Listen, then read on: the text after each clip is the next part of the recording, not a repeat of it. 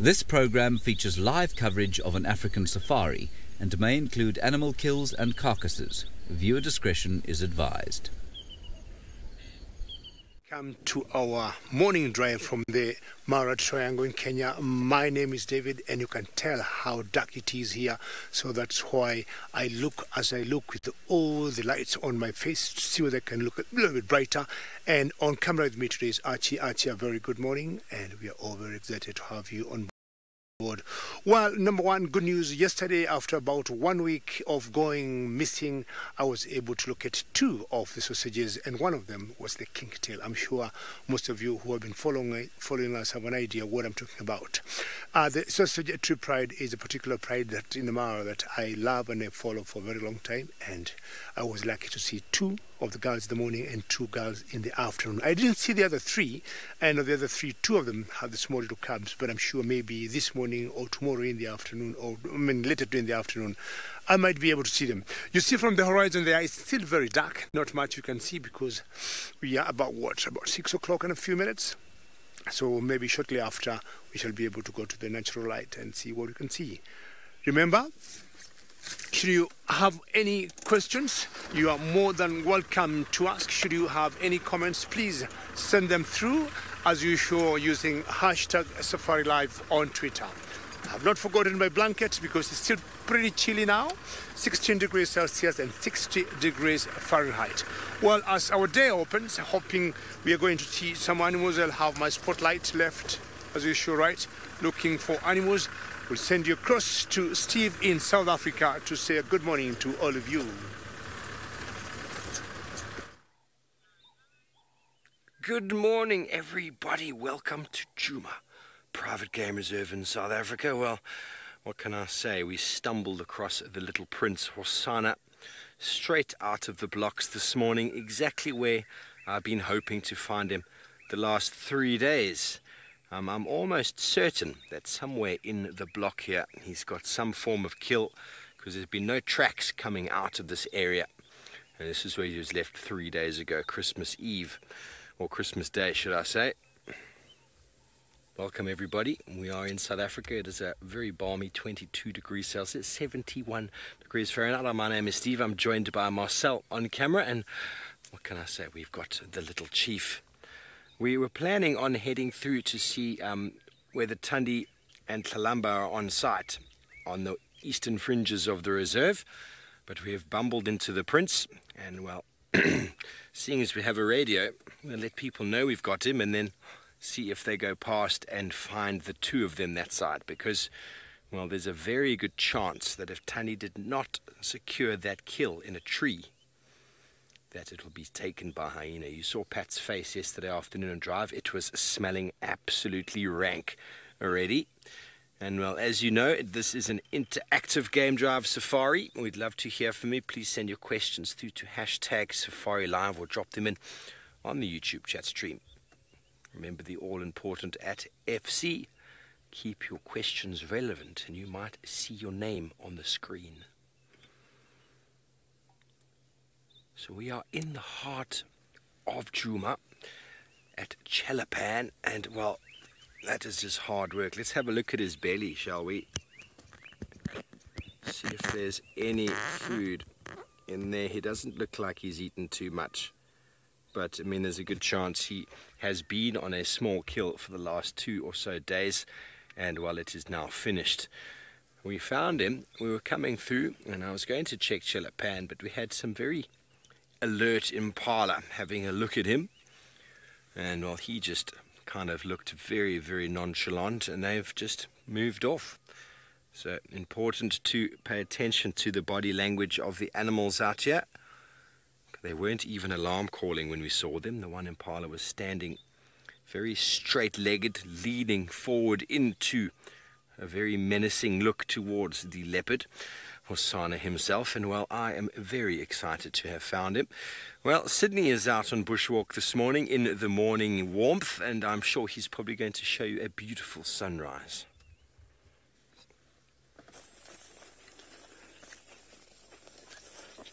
A very, very good morning and welcome to the beginning of our morning walk. This is Sydney from Niconico, and I'm traveling with Dave, who is my camera operator this morning. We are going to be looking for the tiny little interesting animals, from the insects to the big animals. And for in case if you need our attention, you can follow us on Twitter, #SafariLive. You can also follow us on YouTube chat stream. Look at the morning sun. This is phenomenal. You can see that the weather is not that bad. Yes, it's nice and warm where we are, but I can see that it's building, it's getting overcast. We might get nice weather. So hopefully we might see some of these insects and the big animals. So I'm trying to check here. So these are gorgeous colors indeed. Here I'm trying to check because I want to show you something here. So you see my stick helps me a lot. So this is called a couch grass. A couch grass, the root structure has got some stolons. So I'm just looking for these to see if we can see the root a little bit. But I only got these roots from the top. It's not very far. You can see the roots has got also this kind of nose there. So you can come here and eat this in order to clean the urinary system. All you've got to do is to chew. So the smell is neutral. It's not bad. So when chewing this, some of them are sweet, very sweet. Not like a sugar cane, but they are sweet. So you can come and chew this in order to clean the urinary system. It works very well and doesn't have any side effects. So the traditional medicine are very much important, and what I like the most about them is that they don't really give you problems afterwards.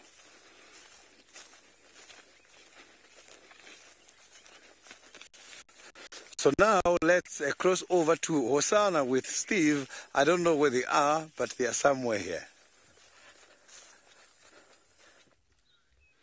You haven't missed much, folks. He is having a little bit of a nap. And, well, maybe he'll play with his elephant toys, his elephant dung toys in a while. We've seen him have lots of fun with them in the past. This beautiful male leopard, who is approaching the 3rd year of his life, has given me the most wonderful year here on Djuma. He was on my interview. He's been on almost every important drive I've been on. And, well, he is a superstar, and he just materializes out of nowhere. I think my first actual drive after my interview, I got him here at this exact watering hole, and then not long after that, the Investec Wild Dog Pack just around the corner. So very, very blessed to have such sightings with such a beautiful cat. And I remember he disappeared for 2 months or so, and Tristan and myself were out on drive, and we were with Tundi. And we happened to lose Tundi as she gave everyone the famous slip. Never too late. I also hope he never loses his beautiful, childish, boisterous behavior. I somehow don't ever think he will. It's just, you just don't see it, do you? And I remember obviously leaving Tundi and going on a random drive, and, well, we bumped into Inelli. If I'd been not paying attention, we probably could have run into him. But there he was, lying in the road, back turned, looking very relaxed. And I saw the side of his face, and I was like, no, this can't be. And I remember Louise in FC, who's quite good with her leopard identification of the characters here over the last few years. She gasped over the radio, and, well, we called Tristan in to the same sighting I was in, and I've never seen such a childish grin like that before, if you all remember, because we actually filmed Tristan next to us with the most childish smile ever seen before. We hadn't seen him in some months, and obviously Tristan's known this youngster from the day he was born. But for now, he is lying on the cool banks next to the small pan, no doubt as it starts warming up. Certainly, we are in Djuma, Chelapan, right in the heart of Djuma, along Twin Dams Road. The Mulwati drainage system is just here on the right. This is an area for the last 3 days I have been searching and searching, but have not yet, well, until now, found him out in the open.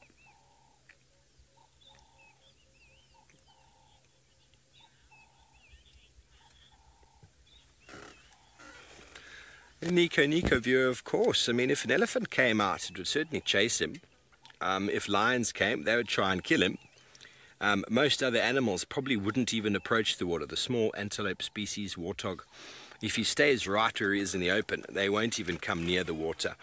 Good chance, though, is that if he is hungry, he will sneak into a little bush, like just on the side of the vehicle here, or on the other side there. He'll stealthily move into one of those bushes, just like the one on the left here. He'll just disappear in there and wait in ambush. He has perfected that technique. During the long winter months we had here, he spent a lot of time very close to Voyatella Pan, which is just up the way here. And, well, we saw him successful many, many times. The dam cam caught him quite often, very, very successfully, catching Dacre at night. He had a near-death not should I say, the Nyala had a death by his hand as well, the baby Nyala, forcing the little prince to have a bit of a swim. So that is the opportunistic behavior of a leopard. The camouflaged nature of their pelt allows them to disappear into the faintest of covers. And, okay, well, while we watch in anticipation for Hosana to get up and play with his dung ball toys, it seems Sydney has found some dung of his own. A very happy would like to also say good morning.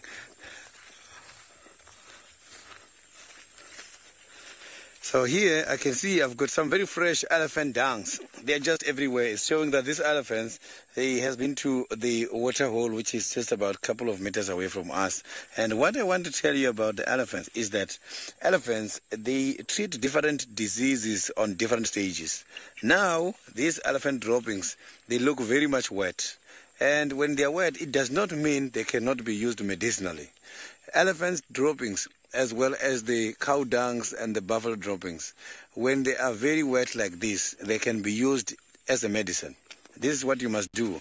When experiencing problems with sinus, you must have to come and look for these fresh elephant dungs. So the fresh elephant dungs is the one which helps with the sinus. So when the smell is still very strong like this, it is quite a very, very yeah, this is a very, very strong smell.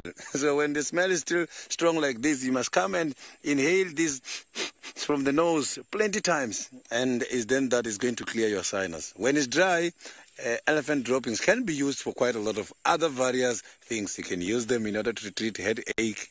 You can use them. So unfortunately, I cannot use this elephant for a mic because it's not yet compacted. This is very much soft. Otherwise, it's just gonna slip and come down here to my hand. So I must have to every time look for the dry elephant dungs in order to use as the mic.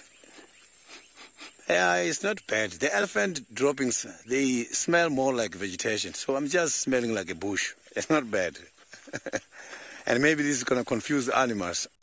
Animals won't be able to pick up my scent. But some other predators, this is what they normally do. You will see them rubbing their bodies against this kind of droppings so that they can at least get the smell from the elephant just to mislead the animals.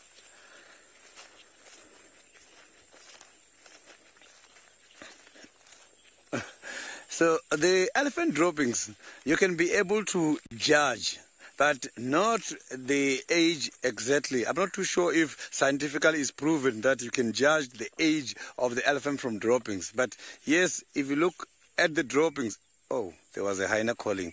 If you look at the droppings, you will see that the small elephants, they excrete very small droppings in terms of the size, whereas the big elephants, because of the size, they will excrete very big droppings. So excretion is just a process which has got something to do with the removal of the metabolic waste, which includes the droppings as well as the urine. Oh, look at the zebras. Ow.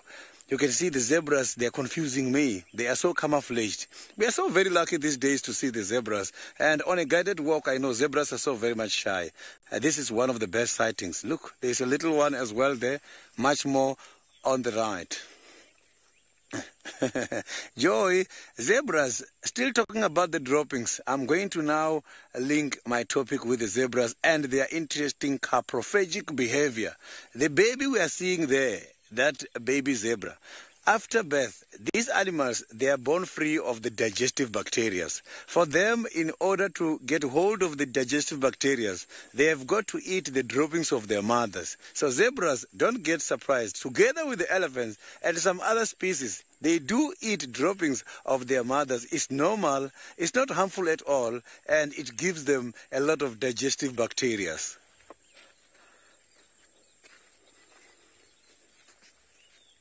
Yeah, here is the better spot in order to see these zebras.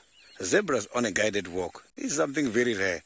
So the little one, the zebra we saw, let's just wait until he or she comes forward. Let's look at the height of the stomach between the little one as well as these adults.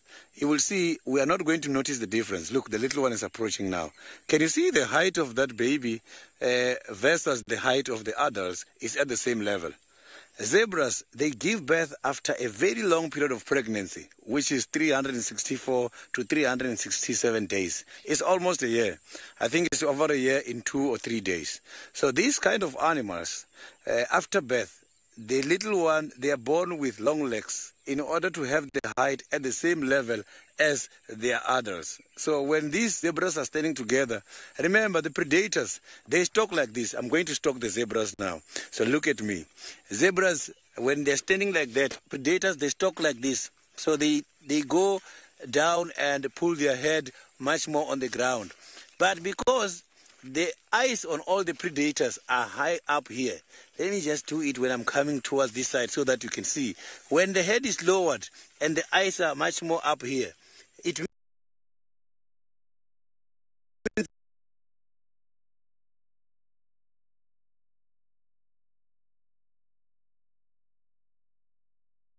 and when these zebras are stalked, this predator is going to put the head lower and is still going to maintain the focus. And now the focus is going to be from the ground high up. When the focus is from the ground to the stomach, it's going to be difficult for all these different kind of predators in order to judge the age between the little ones and the adults, because everything is starting from the same level.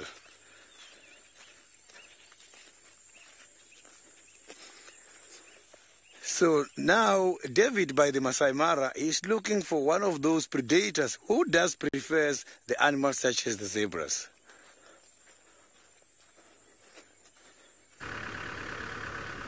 Yes, I'm looking for some things, and it's quite exciting news to hear of Hosanna and to hear of some zebra, and especially on a walk with Sydney.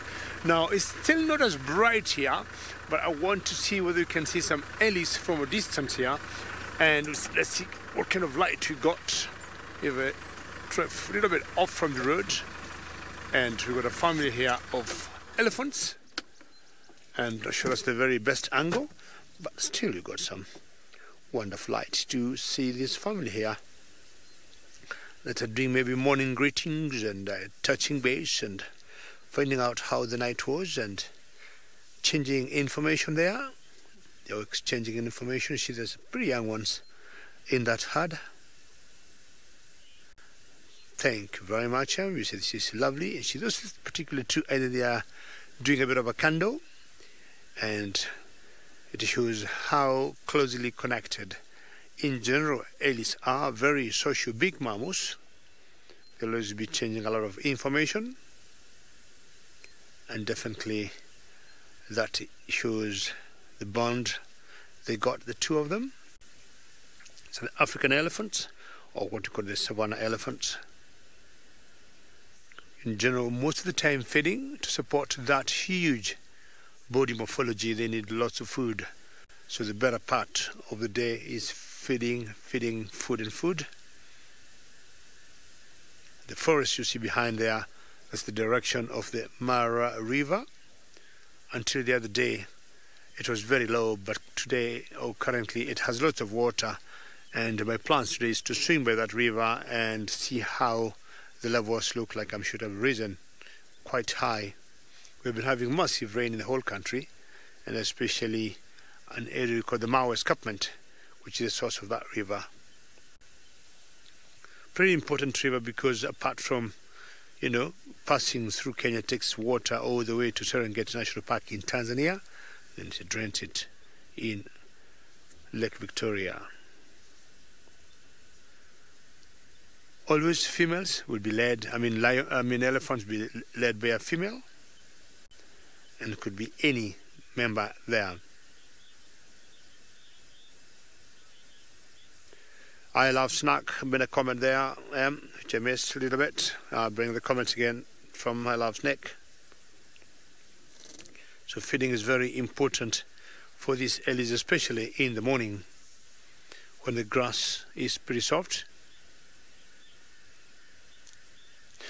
I love snack. Yes, I agree. That kind of candling is a bit tricky. I agree with you. I love snack because the tusks of elephants are very sharp and very strong. So if they're not very careful, it's very easy for them to do that. They have to be careful they don't get in each other's eyeball. Very good. I love snack. That's a very good comment, and I'm happy. Yeah, look at that. I love snack. That's a bit tricky there. I really get your comment, and thank you for your comment, because a slight mistake, the tusk will get into an elephant's eye, which I think is a very delicate eye organ. But I'm sure these ellies are pretty intelligent. They have to be careful at what length or at what point to stop pushing each other. But I would imagine an elephant, having lost his eyesight, which could be very tricky. Well, I'll move on, and so that's the young one that is trying to put her trunk up. But the bushwalk in South Africa have something very exciting on the walk. I am now following a hyena call not very far away from the zebras we saw just now. So this hyena is just calling and is heading much more towards the southern side. I just want to try and investigate what's happening here. Maybe he's following the predator, or yeah, I can see he's right at the back there. Maybe he's investigating something or just doing some normal hunting.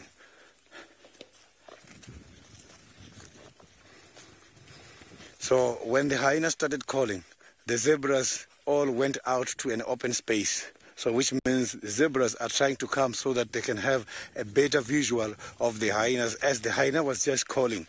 So these hyenas, normally when they are calling, in order to amplify the sound, this is what they do. They normally face down. They face the ground and they just do. When they're doing that, then the ground spread and amplifies the sound.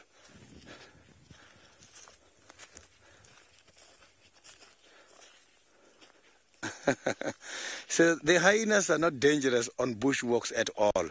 But hyenas, normally, they prefer to attack anything small. When I grew up, we used to interact with hyenas a lot. And this is what we have been taught. Normally, when you are in the bush where there are hyenas, if you are going to an area where there is a steep-sided valley or there is a dry riverbed, when you start the beginning of the dry riverbed wanting to cross, as you are going down, your height starts to go down as well. And when you are going down, this is what you must do. You must have to have at least a stick, a long stick. You put it on top of the head so that this can also increase your height. Otherwise, when you're going down, hyenas used to come running, and when they come to us, it's when they realize this is not something small. This is something very big. So this is what we normally do. So you must walk like this, just to exaggerate your height. So you can see that now we have got the zebras all up and running. In the middle, one of the zebras is heavily pregnant, as well as the one on the right, by the front right. You can see that zebra just turned very quickly. You see now they're starting to move back. They are now retrieving from the hyena which went that side. Maybe that hyena wants to come back, or maybe the hyena is fascinated by that baby we are seeing there right in front. But zebras can be so very much protective. You know, zebras, when they see whatever kind of a predator, they do approach the predator. What we have seen just now is normal. If they are in the thick bushes, they will try by all means to come out by the open areas and approach the predator to an approximate distance of about 100 meters. That 100 meters we are seeing now between them, let's say, and the hyena is called a flight distance. What is a flight distance?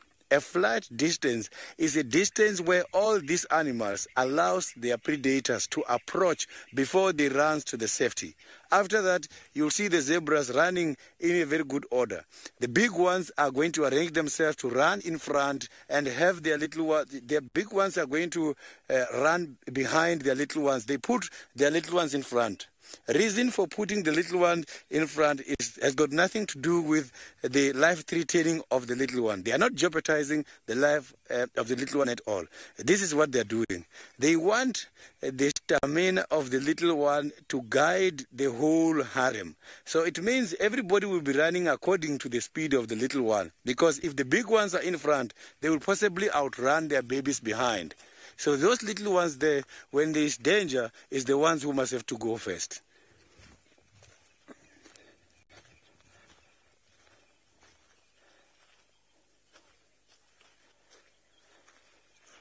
So now let's quickly go back to one of those predators who does prefers the small animals. Babies such as this one, the predators such as hosanas, they do have interest. Yes, I reckon he would, Sitters. I have seen a male leopard kill a baby zebra before. It was quite hard to watch. Well, it was actually impossible for me to watch because one of the guests on my vehicle absolutely lost her mind, while the other 6 did not, and they wanted to watch. So I had to turn around and grab both her hands and console her while the action unfolded behind me, and all the other guests loved life. The lady was in tears. Hosana's having some dreams. There we go. Dreaming of little baby zebras. I think he's got baby impalas in the mind, in fact. Oh, there we go. I said impala. I've got his eyes open. Hosana, would you like a baby impala? Blink twice for yes. I think that's a yes.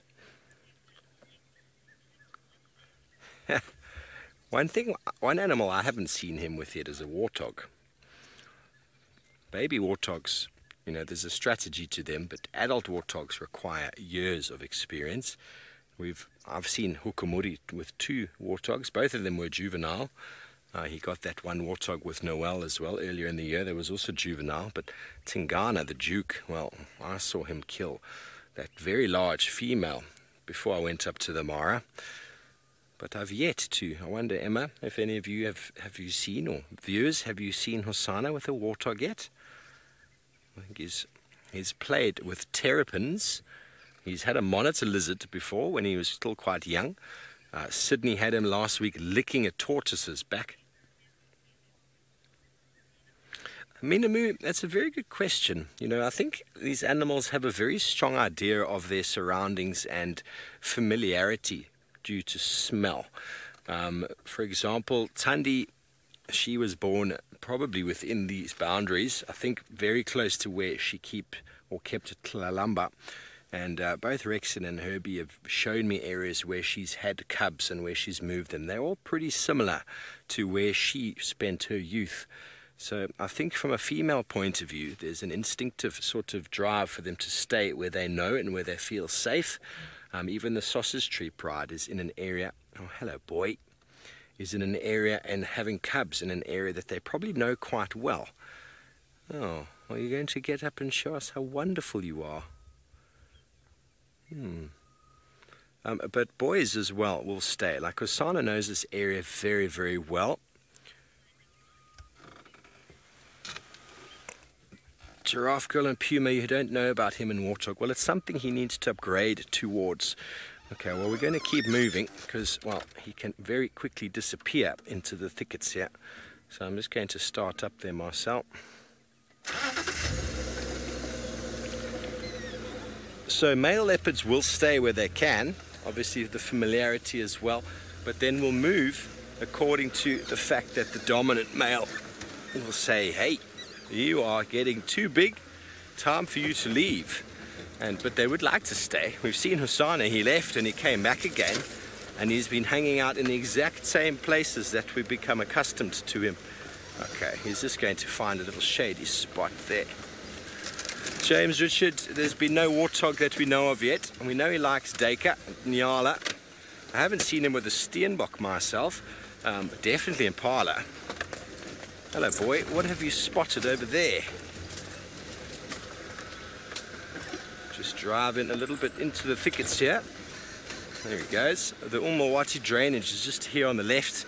Just going to keep my eyes on where he goes. If he goes down, there's a nice access for us over here. But he definitely is interested in something. Just need to update Taxon, who is on his way here. Someone has gone to investigate the Tundi crime scene, and there appears to be no one on site. But what is one of the landowners from the north? They don't really get off and do any tracking. Tundi might have picked up the carcass. Moved. For Steve, just give a quick little update. Now, just to the drainage. I've got your visual.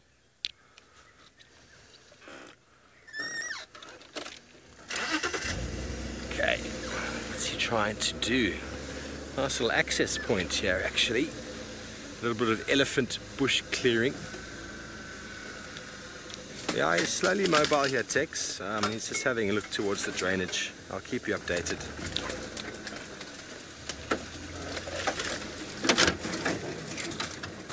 This is the perfect habitat for a leopard. Some nice game paths. There's some thick cover.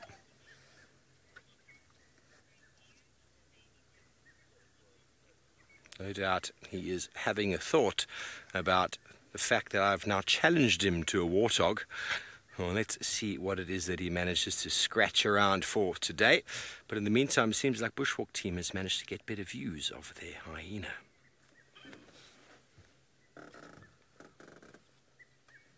So you can see that today it is like a zebra day. The zebras are so comfortable with the guided walk team, and the hyena just went much more towards the southern side of the game reserve, which is now the northern side of the zebra as they're standing. When they're looking at that way, at the 12 o'clock, the hyena went down much more towards the old Juma hyena den. So these kind of zebras, normally you will see them a lot with the animals such as the wildebeest. Wildebeest is one of those animals who are taking advantage of the good eyesight of this species. Zebras can see very well, and the wildebeest, they cannot see very well, but zebras, they've got a poor sense of smell, whereas the wildebeest has got good sense of smell. Another thing which builds this relationship is that the zebras prefers long grass and the wildebeest prefers short grass. In other words, the zebras are walking in front, cutting the grass shorter for the wildebeest behind to eat. So the wind is on our favor this morning as we are walking much more towards that side, and that is where the wind is coming from. This wind has just started now. So you can see that the weather is so unpredictable. When we started, I was so impressed and I was happy with the weather, but now it's changing. So we have got something here, and there's evidence here showing that an animal has been here. Let's see here. You can see there's some kind of markings which are more like drawings. So this is coming from an animal which is categorized under a group which is called a near ungulates. So a near ungulates is an animal which has got toenails rather than the hoofs. Which animal has got toenails rather than the hoofs, which can leave behind this kind of markings? Let's just check the impact as well here. This is what the animal has been doing. And is this a positive or is it a negative impact? People, when looking at animals such as the elephants, is the one who has been here.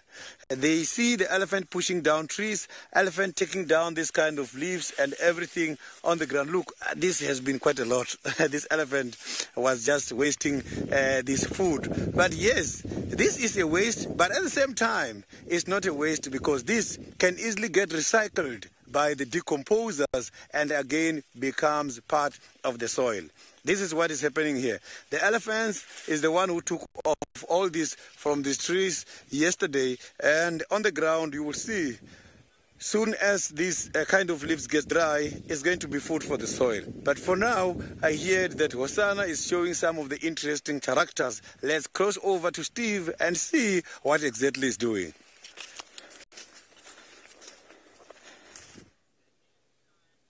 Thanks, it is how fantastic that you're able to get hyena on foot like that. Well, we are with the little chief. He has moved directly towards the drainage line itself, and he's having a little bit of a look down. There's a bit of cloud cover that's pulled in. Ah, there we go. There's the wonderful profile. This is the position and the shape that he was in when I found him, after he was actually lying on his other side, to be honest. Just like this, we came up behind him, hadn't seen him in a few months, and trying to figure out a leopard from this angle without them looking at you is quite tricky. But he has grown a little bit, well, a fair bit since then. And really, really nice to see how he's filling out. See, the neck is getting bigger. See those 3 spots on the spot pattern, the top of the lip.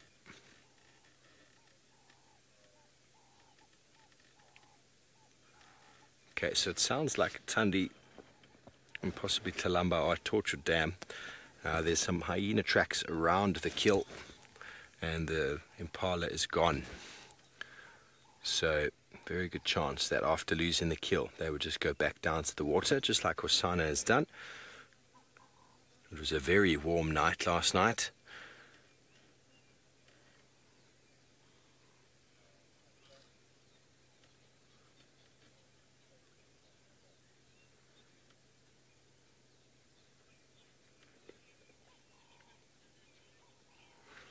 Hello, Brian. That's a question everybody's been asking. And, well, no one really knows. I mean, we might have a unique situation here in that Hosanna and Tingana. There's just another vehicle at the background there. That's Texan from Vuyatela. A unique situation in that Tingana might still be strong enough to stick around for another little while, which means that will take Hosanna into his 3rd year is approaching, sometime in February. If he lasts another year in this area, well, there'll be no need for him to leave. So the debate is raging amongst everybody. When Hukumuri came in early this year with the ailing Duke, Tingana wasn't doing very well. Hosanna vanished, Thandi and Talamba moved east, and, well, the whole sort of hierarchy was disrupted.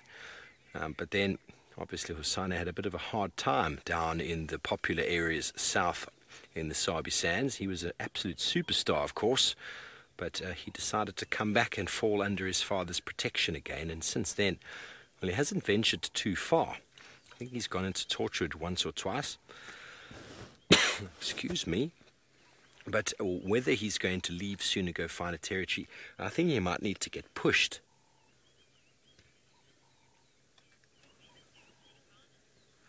I think he needs to get pushed. He's going to need some sort of stimulation or some element that's going to entice him to want to leave. And, well, so far, the Duke of Juma is quite enjoying his son catching food that he is scavenging. So for now, Hosanna is not big enough or strong enough to challenge the Duke's territory, and he's not sawing yet, although he is doing some childish scent marking. As soon as the Tingana realizes that Hosanna is trying to sort of show dominance, well, he's going to get a hiding. I remember a very, very relevant period in my life when we were visiting my father, my brother and myself. I think I was about maybe 13 or 12, and my brother was 2 years older than me. My dad walks into the bedroom that we were sharing when we stayed at his house, and he looked at both of us, and we both gave each other this look. It's very hard to explain the look, but my dad saw it, and he knew that it was a challenge, and he basically attacked us because he saw us exchanging the look of, let's take the old man, he's old. And, well, he defended himself very quickly. He taught both my brother and myself a quick lesson. And so those things happen, you know. Suddenly a male, it happens in boys, you see. Suddenly a boy like Hosanna will suddenly think, I'll take this guy. Let me take the old Duke. He's not that big. He's not that strong. And, well, experience counts for absolutely everything out here. I think it would be quite an interesting show.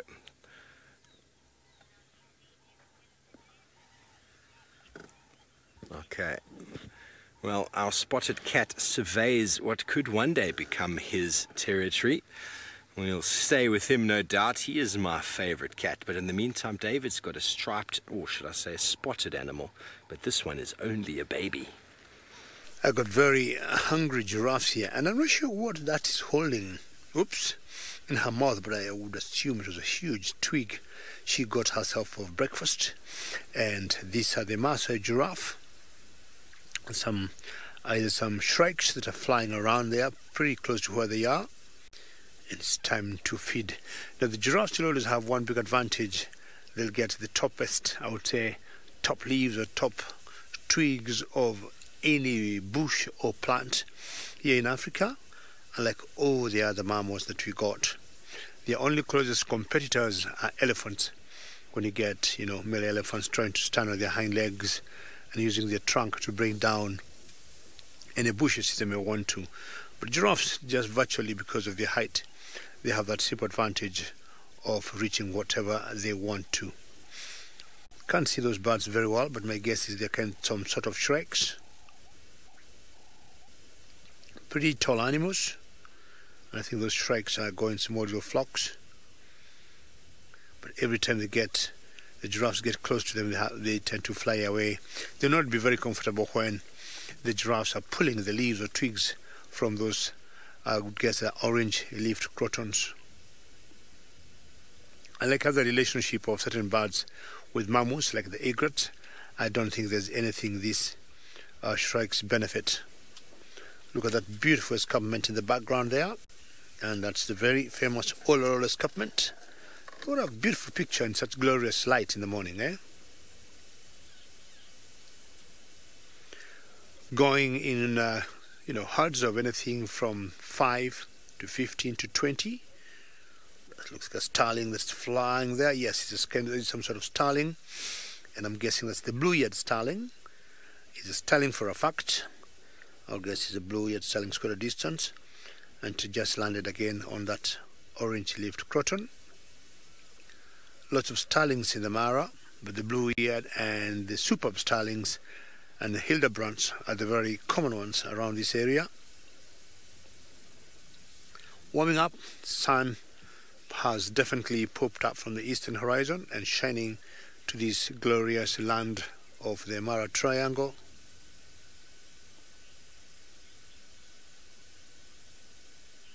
Gator, you'd like to know whether giraffes can run fast. Yes, giraffes would do what we call like galloping. And unlike other animals, like the small animals, you get one front leg, one back one, and like that. Giraffes tend to gallop with the front and the back. And if need be, they run fast. When cornered giraffes get, what they will do, they will kick very hard from their hind legs. That is always their final or last defense. Once in a while, we get cats like lions going for baby giraffes, and the mothers will always tend to protect their babies. So if the babies can't run very fast, then the mothers will always go back and try to rescue their babies by fighting back and hitting whatever would be a predator with their hind legs. The biggest challenge, Gator, of giraffes, why they may not run as fast as maybe other mammals, is because their center of gravity is quite high. Look at that tall animal there, Gator, and try to imagine the center of gravity. It's very easy for them to tip over, so they may not run as fast. I would say elephants could be slightly bit faster than even giraffes. What did you see there, giraffe? They also have this advantage of spotting any dangers from a distance. Because of their height, wonderful vision they got. They have very strong eyesight. They'll always move like that, stop, pause, and make sure where they're going it is safe. And baying browsers is not a wonder to get them in such thickets in the bushes, because that's where mainly they get their food. If there'll be grazers, you would expect them to be out in the open, trying to feed on grass. Are you disappearing there, giraffe? Have you got enough of us?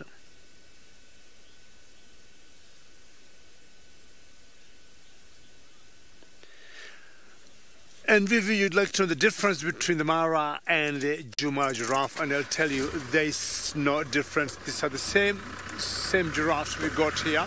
same species, and we'll call them the Maasai giraffe. Okay, Puka, you have to get out of these ruts. Very good. Puka, you're a strong girl. So that's no difference between these giraffes.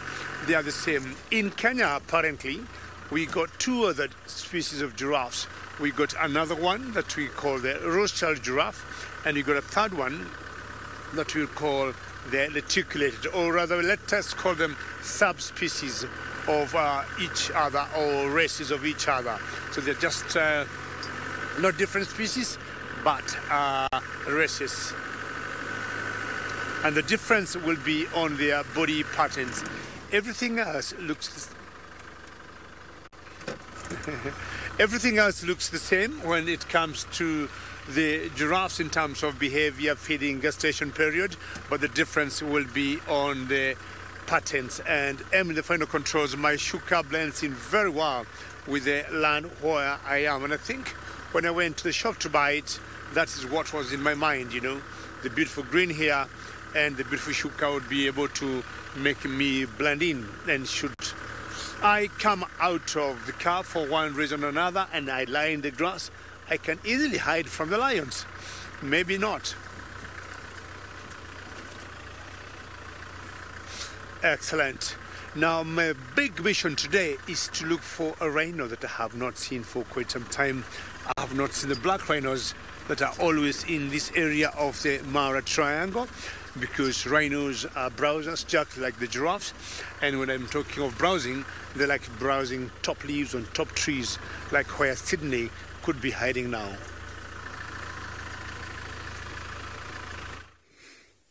I am right on top of one of the trees, which is now decomposed by a lot of wood borers, and termites on the ground are also taking over.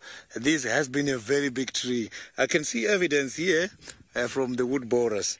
So the wood borers, they confuse quite a lot of people, because when they're drilling this wood, after absorbing too much sap, you will see the tree weeping, and when the tree is weeping, people then they think the tree is crying, which is caused mainly by the wood borers. For example, the goldmage, the ones that normally borrow some of the trees, such as also the terminalia, you will see they do secrete water, this kind of trees.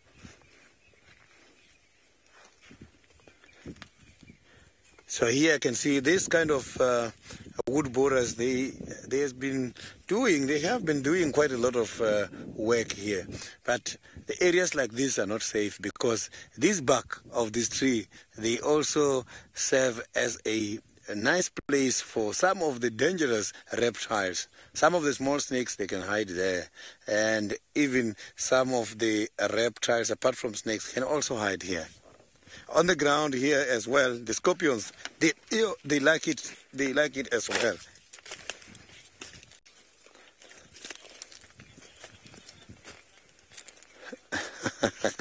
The chances of butterflies, they are very much high. You know why? Because the butterflies, if the water is very scarce, like now again, some of the non-perennial areas having water, they are now getting dry. And butterflies, they don't mind also absorbing water from the animal droppings. So the chances of seeing the butterflies by these animal droppings in search of some moisture, they are very much high. Droppings such as this for the elephants. So here, oh, come and see, there's even a spider here. I can't see what exactly. You can see there is a small spider there.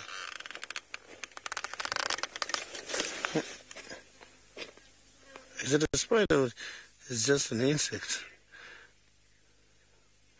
Oh yeah, it's just an insect. It's not, yes, you can see that there's not a spider. It's one of those small insects, and I can see this insect is also, oh, now it's falling. So it's very difficult to climb the elephant dung when it's fresh. I can see that it's so very much fresh, and this insect is trying to climb, and it's difficult. You can see there's flies there on the right. There's a fly right coming at the bottom of this insect. So these kind of flies, these are the flies that normally lay eggs on these droppings. And if you can check, dung beetles, when the dung beetles are busy destroying these balls, it's when they're destroying a an area for the flies to lay more eggs, because here is where they breed. So they lay their eggs on top of these droppings. So when dung beetles are destroying the droppings, they are destroying a population of flies. They do minimize the population of flies.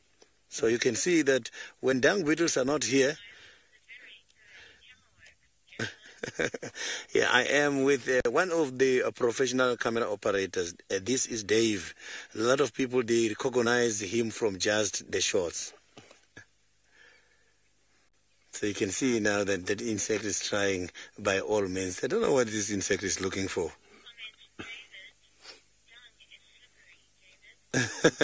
David, this dung is slippery. Only the dung beetles can deal with it. But these other insects, you can see also the flies. You can see the flies there a lot. They are landing on it and they are trying to breed right there. So now we are going to leave these droppings and give the flies a chance to multiply until the dung beetles come. Why these droppings are unattended now is because the dung beetles, they've got quite a huge responsibility. They are not selective. They are dealing with all the droppings of these herbivores. So they must be eating a lot of elephant dungs and buffalo dungs and all these other kind of dungs. They also eat the zebra dungs. And zebra dungs is not nice because it's difficult for them to roll it into balls because of the type of digestive system the zebra has got.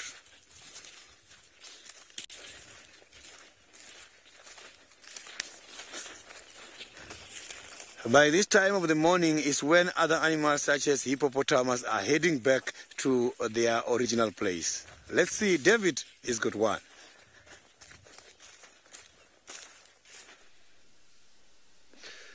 Well, we got some huge hippo here, and I would not be surprised that she is still out feeding, and of course trying to feed in the bushes there.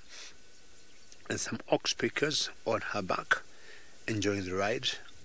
But at the same time, I'm sure they have been feeding on her flex or in a broken skin, trying to suck some blood from her body, and she disappears there, most likely going to some little water area. I want to move forward a little bit and see whether we can catch up with her. Not all hippos will be living in rivers. Sometimes we'll always see hippos in swamps, in little springs, or any area that would collect water permanently for a long time. So long as hippo can get, I would say, 3/4 submerged in the water, they would be fine to stay there. So you'd wonder, you can't see any river from where we are, and the Mara River is quite a distance from here. But so long as where that hippo went, so long as the bush she went in, there's any water that can hold, I would say, 2/3 or maybe almost, 2/3, 3/4 of her body, she'll be home and dry. Just want to see whether they can catch up with her. But because it's still a bit cool, it's not a wonder that she's out still grazing. And like the giraffes that we were watching before, that will be feeding or browsers, feeding on small little leaves and twigs, hippos ideally will be eating grass, and they're very good grazers. Sometimes we call them our African lawnmowers, just like the warthogs. But they do a better job, hippos, than the warthogs because of their huge teeth. She must have gone in here somewhere.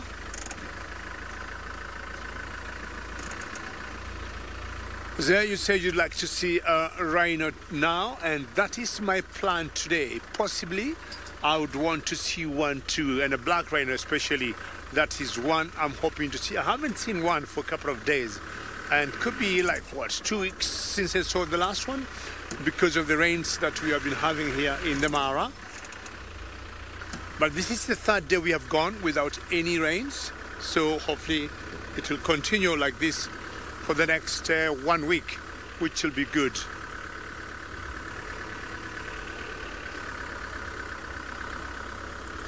Well, just cross fingers, and this is one particular area I've noticed the rhinos love, because they have the right habitat of food, water, and everything else. All right, let's send you to Hosanna with Steve.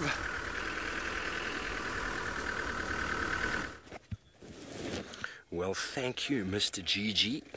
I'm not going to say anything about the rains up in Kenya, because last time I did it bucketed down on your head. Well, we are with Hosana. He is on the riverbanks of the Umawati drainage, eyeing over a very nice little crossroads. It would be a perfect position if you were a sniper in the war. There's 3 roads that join here and a riverbed as well. So this would be the most perfect sort of vantage point if you were trying to ambush someone. So as we know, snipers are very sort of concealed and pick the perfect vantage point. And well, Hosana has done just that. Although he's decided he's going to just wait it out until the action unfolds. A very nice cloud cover has ensconced us here today, which is a word that Jamie Patterson would really appreciate me using. And it is nice and cool. There was huge thunderstorms in the distance yesterday, all the way in the west and all the way in the east, but none of it actually came here. And there were some reports of there being some rain, some thunderstorms today, but the clouds were very clear when we went out this morning. And anything, they're moving in just to cover us a little bit. Very high clouds and a very nice and cool, the perfect sort of weather for a predator like this young chief Hosana to get up and do something other than just lay flat. But anyway, I'll take what I can get when it comes to him. He was my Christmas present after all the other morning, and spent some really nice time with him, and we're pretty much in the exact same area where he was left. So I've got a very strong feeling he hasn't gone very far. He's just been checking out Chelapan and going back into these sort of, he's dreaming again. What is it this time? Have we put warthogs on the brain? You might hear some laughter in the distance. We do have a landowner with us with a couple kids that are enjoying themselves this morning. School holidays around the world, I believe. Definitely in South Africa. It's always nice this time of year to see the families always descending down on the coastlines, but there are an enormous number of families who enjoy coming to the bush. Hello, never too late. The spots and rosettes are not symmetrical. I mean, there are some interesting spots there. Some of them around the face do seem quite sort of symmetrical, but they're all sort of like ink stains, if you will. If you stained a page with ink, it would never be in exactly a circular motion unless you colored it in with a pen. But if you imagined dripping ink, it would spread differently as it moved. There are some on the neck there that are almost perfectly round, but it is not the norm. And the rosettes themselves have a very, very unique characteristic per leopard. And some of you out there are even able to identify a leopard by a few spots on their back leg as they walk away. I'm most impressed by those abilities. I wonder if you can hear that ashy flycatcher.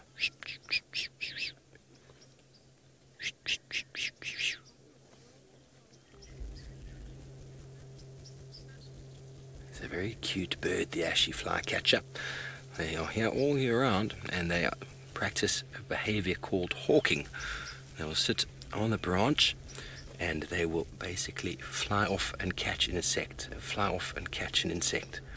Very similar to all the flycatchers, including the fork-tailed drongo, which is actually a flycatcher. Just a very, very powerfully built one. But I don't know what excitement is going to unfold with the little chief, but as you know, leopards have the ability, or all cats have the ability, to lie extremely flat, go through a proper period of slumber, and something could happen where they'll burst into energy. And well, the purpose of it is that they will sit around watering holes and wait for animals to come down to drink. Let them do all the work for them. The ambush specialist, Hosana, we know, doesn't need to go very far. He just sticks to this perfect riverine habitat where his camouflage blends in.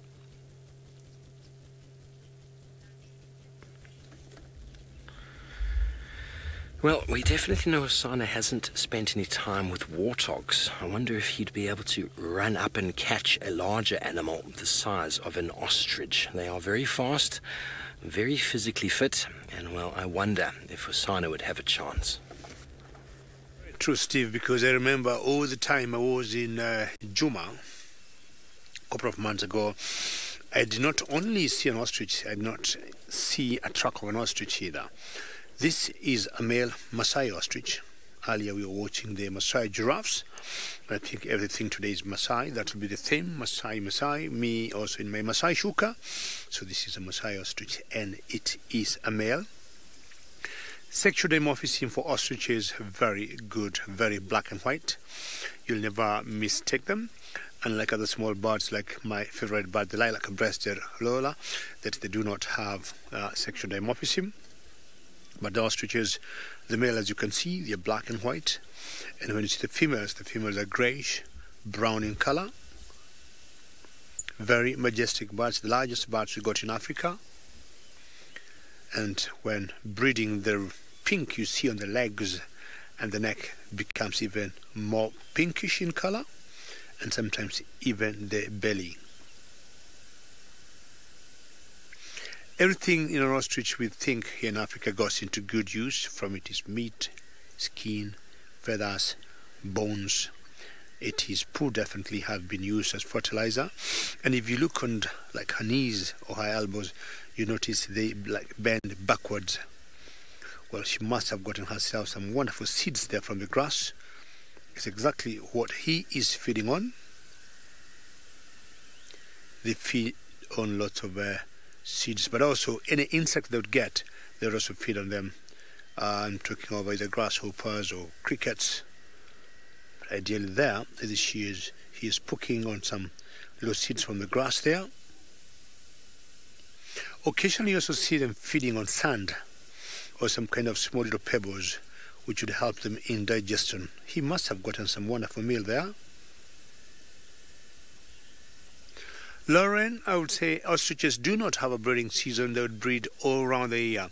Many times we are out here and you see chicks of different sizes when they have hatched out. So that would mean they don't have a particular season when they would breed.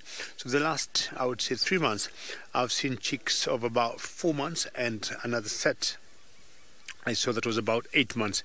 So Lauren, I would say ostriches do not have a particular time when they would breed to be around the year. But the most interesting thing to watch when they're breeding or when they're breeding, courtship is the dance they usually have. When the males will always be spreading their wings out and the females will do the same, like doing some kind of a cappella and just dancing to excite the males. That's the best time, Lauren, to watch these particular birds of Africa doing that courtship. I would guess ostriches are native to Africa, but I think they have been moved all over the world today for farming. Not sure, her neck looks a little bit crooked there, or a little swollen, and I cannot remember whether I learned this very correctly. Either they got the testicles on the back or somewhere on the base of the neck, something like that. I'm trying to remember when I was in school, but that looked a bit funny, that part of the neck there. See, now it looks a bit straight now, or it could have been just a neck muscle. So they keep eating, stop looking. They need to be sure of themselves, because I'm sure out of experience they have known cats like lions have gone for them. Remember, we do very interactive safari. We love to hear from you. So you're very right.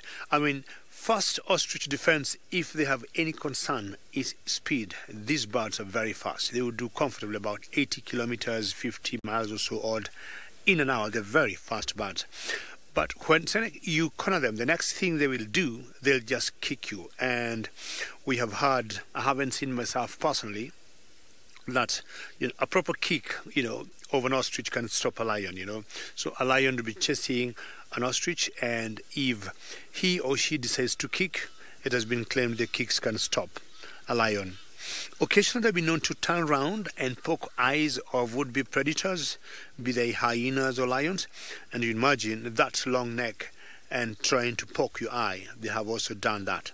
So the kicks And being a two-toed bird must be very strong. Just look at the drumstick of that ostrich there. You can see the strength it would have on his kick. So saying earlier, ostriches have been raised and farmed all over the world, and I think the medical world believe they got very good meat, very low cholesterol in them, so very healthy to eat. We also have farms also in Africa, not that it's only outside Africa. And the bones of ostriches are very solid bones. They have been also used for making jewelry, skin, like in the high-end skin industry. They have been used to make some nice belts, handbags, shoes, depending on what the industry will be doing. Some of the ostriches got very large eyes if you compare to other birds. You can see from there the size of the eye as we try to look at that size, because they need to see pretty well, and that's why he'll eat and stop and look at his surrounding. Little scratch there, and of course, as I say, the fertilizer or the poo is used as fertilizer, so everything of an ostrich goes to good use. In my village, I used to hear if anything would get into your eye, anything metallic, the locals would look for ostrich feathers and they would just sweep them through your eye, and the feathers would have some kind of electromagnetic or some static a static magnet that would get the piece of metal you have in your eye out. But apart from that, they make very good headgears with ostrich feathers. Yes, that's quite interesting, that people have learned, survival tactics out there in the bush. You'd imagine you're about 100 kilometers away from a proper hospital. So the locals have always known what to do to survive. Ostrich, very well done. Hopefully you're going to see a female at one point, and I think Sid now has his eyes glued on the ground. I've got some of the small insects here, and these insects, they're all climbing a very small plant. You can see here, but I can guess what they're looking for. By looking at this plant here, if you look here where I'm going to point with a stick, you will see that the leaves has been eaten, and also the leaves has been eaten. So it means this kind of insects are looking for those insects who has been eating. Oh yeah, look, the spider is running away. There was a small spider somewhere in the middle. You didn't see it. I saw it there. So they're just searching everywhere. So it's quite a lot of them, and they must be looking for the insects. And where the insect is eaten as well, maybe there is some sugar, because the trees, remember, through this process of photosynthesis, they manufacture the end product, which is sugar and carbohydrates. So these trees, look at the spider on top. You see there is the spider. The spider is going between the, look there. Oh, not one spider, another one is there. They're jumping, the spiders are jumping. They are all going away from these ants. So the ants, they are consisted of soldiers, and they also got the workers. These ones we are seeing here are not soldiers. These are the workers. They are food scouts. So they go out and get excited, find something, go back to the nest and inform everybody. Sometimes when they're out far away from the nest, some of them do get injured. And when some of them are injured, a thorough assessment has to be carried out by those who are responsible. And after a fight, they must have to inspect all the injured ants. The ants which cannot be able to stand on their feet, the ones who are upside down, they are going to be left behind. If you cannot be able to turn your body to the stage position, it means you are no longer going to be used. You are now useless. They leave you behind. They only go and take care of those who are injured and who can be able to turn. So if you check, when the ant is injured, they have to secrete a very strong pheromone. And this pheromone attracts the paramedics. We have got the paramedics ants here who will then come and attend to them and lift them and take them back home. So you can see that these insects are well organized. Something interesting about the social insects is that they don't have a high risk of spreading the diseases.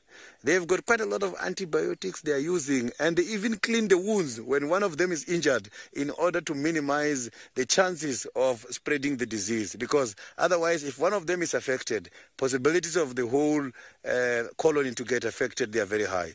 But they will make it. I can promise you, they will clean the wounds and prevent the spread of the disease. The ants, indeed, they run the world.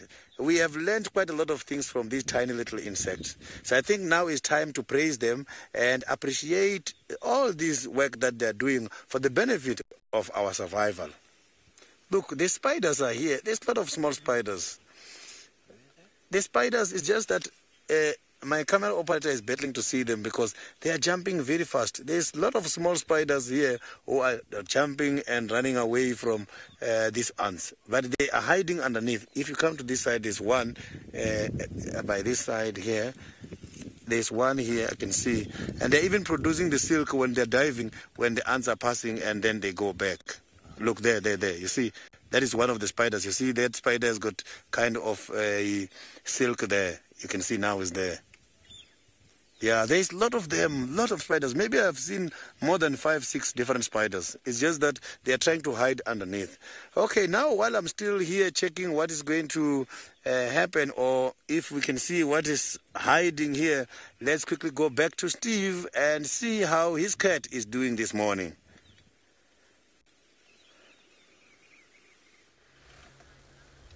Well, thanks, Sidders. Ants are very important animals. And sometimes we have ants in our pants, don't we? Well, you feel how the wind has just picked up coming from the east.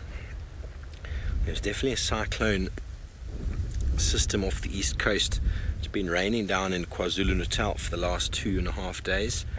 And we're hoping that that wind will push that system up here to the north and dump the wonderful rainfall onto the landscape. And where we are sitting right now, the Umawati River could potentially flow. Wouldn't that be something? It's not something that I've ever seen before, this river flowing, but I've only been here for a year in about 5 days' time. Can you believe that? Well, he's alert. Something has woken him up. The wind, though, also not only can confuse the prey animals, it can also add sounds to the bush that can confuse the predators.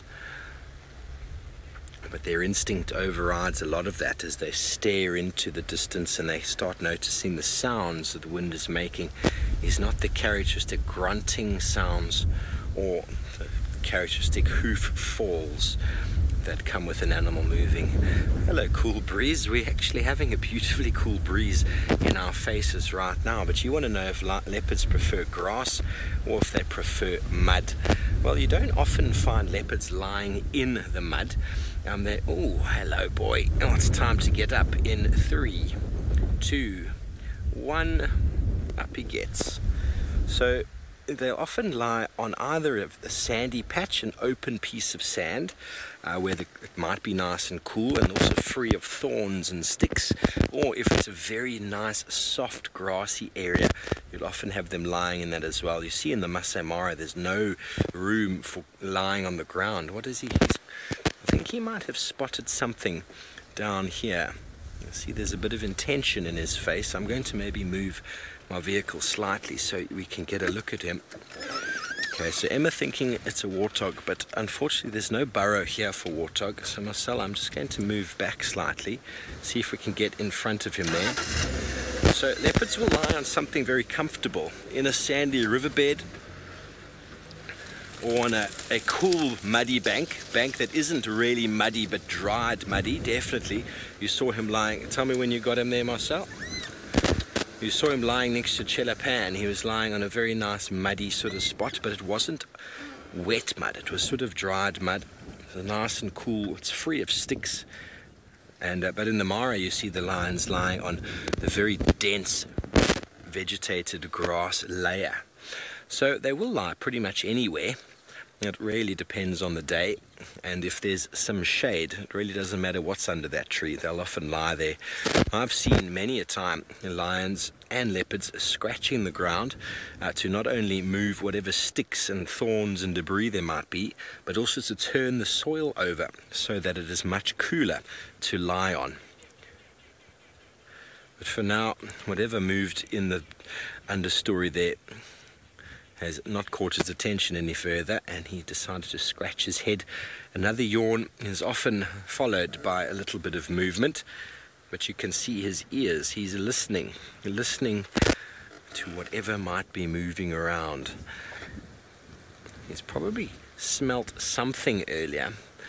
Where we're hanging out in these thicket areas, it's very commonplace for Ndeka, bushbuck, nyala to be hanging out, and their strategy is one of a very slow movement, and only the most perceptive leopard is able to discern them and catch them. Oh, it's an itchy ear.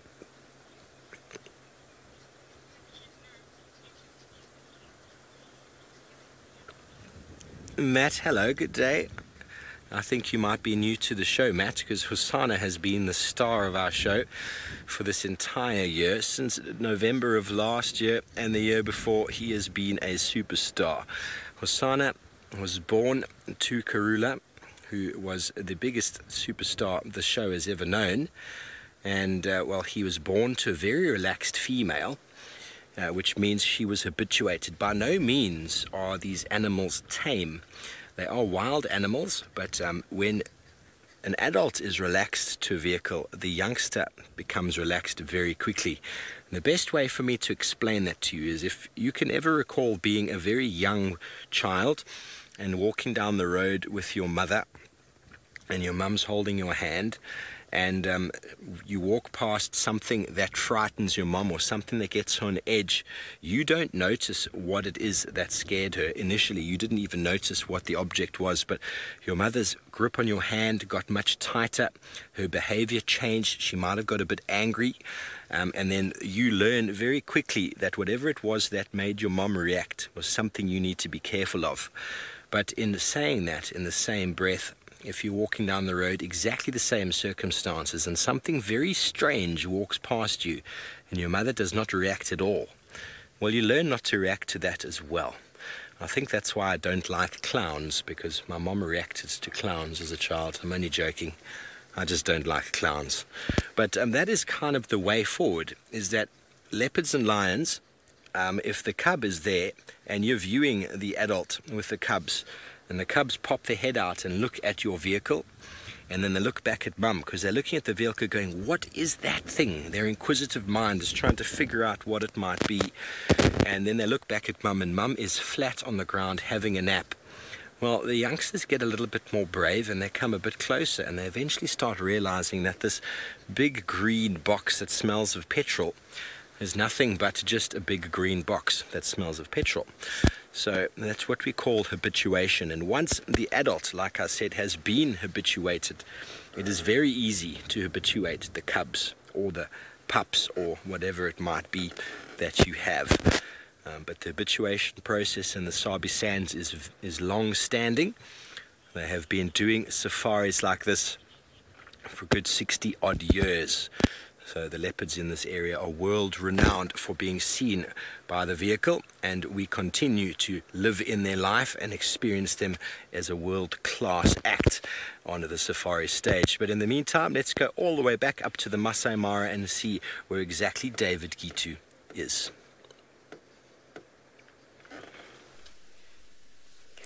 Very good. I think, Steve, you're doing very well with Hosanna, and keep it most likely until the end of show. Now, we got herons on top of a bosque, a tree here, and it's not one, but two. And I guess what they're doing, apart from preening their feathers and just aligning them, they'll be spending some time on top of this tree here just to warm up. That's the other one there. And I'm not sure there's a male or a female. That's what I would guess. And the whole idea, herons will spend most of the better part sometimes in water fishing or looking for any invertebrates they can feed on. And I think the best thing for them to do before they do that is to get a bit of warmth. I'm sure being in the water the whole day, it gets very cold. You might easily mistake the black-headed heron from the grey heron, but at least when you look at the beak, that will always tell them apart. Not very good sexual dimorphism of these herons, like what we saw with the ostrich. You have to look much closer at them to know who is who. And it's a beautiful forest in the background there. And again, they're all escarpment, but this time with a different vegetation. And that vegetation is what we call the camphor. They'll tend to choose very tall trees like this also to nest on. And when you look at their necks, sometimes you'll easily confuse them to the African darter. And when they fly, they always pull back their necks in flight. So you see their long beaks, which is very important for them on feeding. Mrs. Lapwing, always good to hear your name, and it's truly a beautiful scenery, and you can see the camera work there from Archie is just wonderful. Archie is the person, or she's the gentleman I'm filming with today, and he's giving you nothing, Mrs. Lapwing, but the best. Clear blue sky, which would tell us we might not be getting rains now, and we could be having a break from the short rains that I'm calling long rains.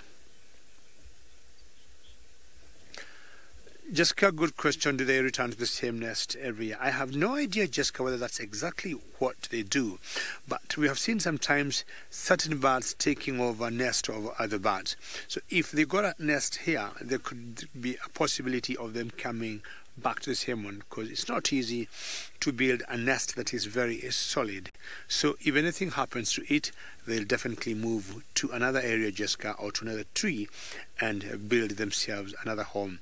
What I know herons do, they tend to choose very tall trees to make sure that maybe reptiles like snakes don't access their eggs or their chicks, because we know snakes that always go up the tree to look for their chicks or their eggs to feed on. Or sometimes you've seen monitor lizards going all the way up to look for their trees. To look for their eggs and chicks. And they'll always try to make their nest very solid to make sure that they don't get accessed very easily by the would-be predators. So snakes and the monitor lizards are the biggest culprits that you have seen going up to the trees. Very good, very good. That's beautiful scenery there. And yeah, we'll move on. Hopefully I'm going to get my rhino. That's going to be my big prize today. But in the meantime, let's go back to the tracking team with Sydney. I have got one of the very beautiful plants here with me, and by looking at the leaves, I can tell you that something is happening here. This plant is giving us some updates. The sun is very, very hot here in the area because this is one of the xerophatic plants. What is a xerophatic plant? It's the plant which can be able to survive harsh conditions. So harsh conditions such as extreme weathers. When the sun is too hot, this kind of plants can be able to survive. I'm just going to talk loud a little bit because now the wind is dominating. The weather has just suddenly changed. So getting back to the baboon's tail, the monkey's tail, this plant, this xerophatic plant, if you look at these leaves, they are now turning yellow, but they were green about a week ago. Why are they turning yellow? Because the vegetation plants has got what is called an abscisic acid. Abscisic acid is an acid the plants are using in order to suspend the leaves from wasting quite a lot of nutrients for this tree to survive. That is why in winter, the trees, big trees, deciduous trees are going to drop all the leaves because they want to protect all the energy. They don't want to distribute energy in order to support the leaves. So the leaves, they must have to die. So what is happening here is a good sign that the strong sun, which is happening every day, is causing a problem, and the trees are now starting to save nutrients because the evaporation of moisture from the soil is very much high. So this plant is also medicinal used. So the monkey's tail, the baboon's tail, you can come and take the roots and inhale it in order to treat asthma. So long time ago at home, some of us, because of not checking very well, they were drinking some paraffin by a mistake. After drinking those kind of problems, paraffins, sometimes you experience breathing problems. Then this kind of plants is the one elders were going and get and burn the smoke for us in order to inhale. So yes, we will be taken to the clinic, but coming back, still we are going to be treated traditionally. So that is the monkey's tail.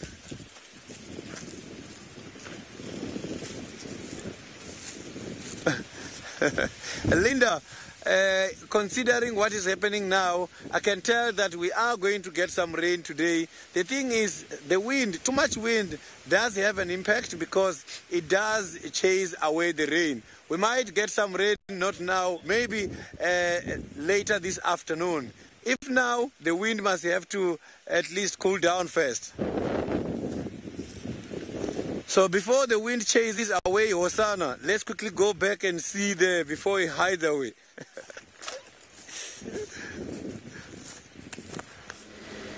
Yes, thanks, Sidders. Well, I don't think the wind is going to chase him at all. If anything, it's causing him to move for a food, looking for something to eat. And, well, he's going into a very tricky area. Oh, I'm just going to communicate with Johan, who's down. For Steve, it's always easier to follow a leopard with more than one vehicle.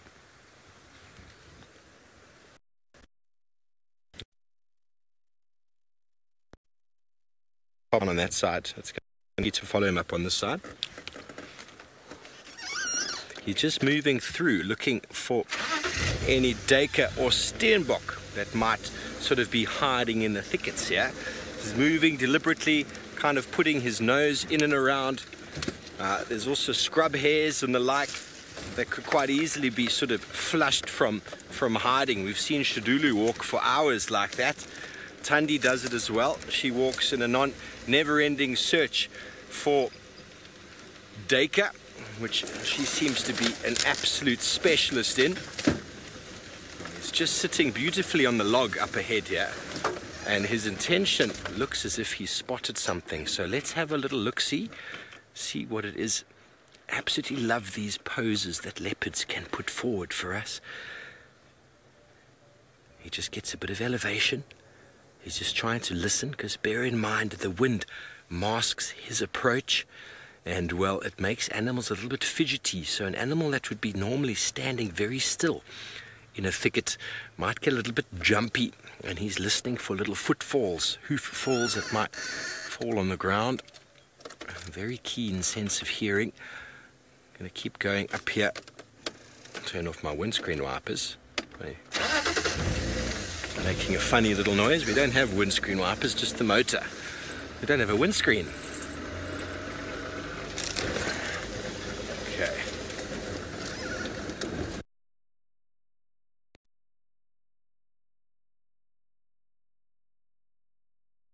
All right.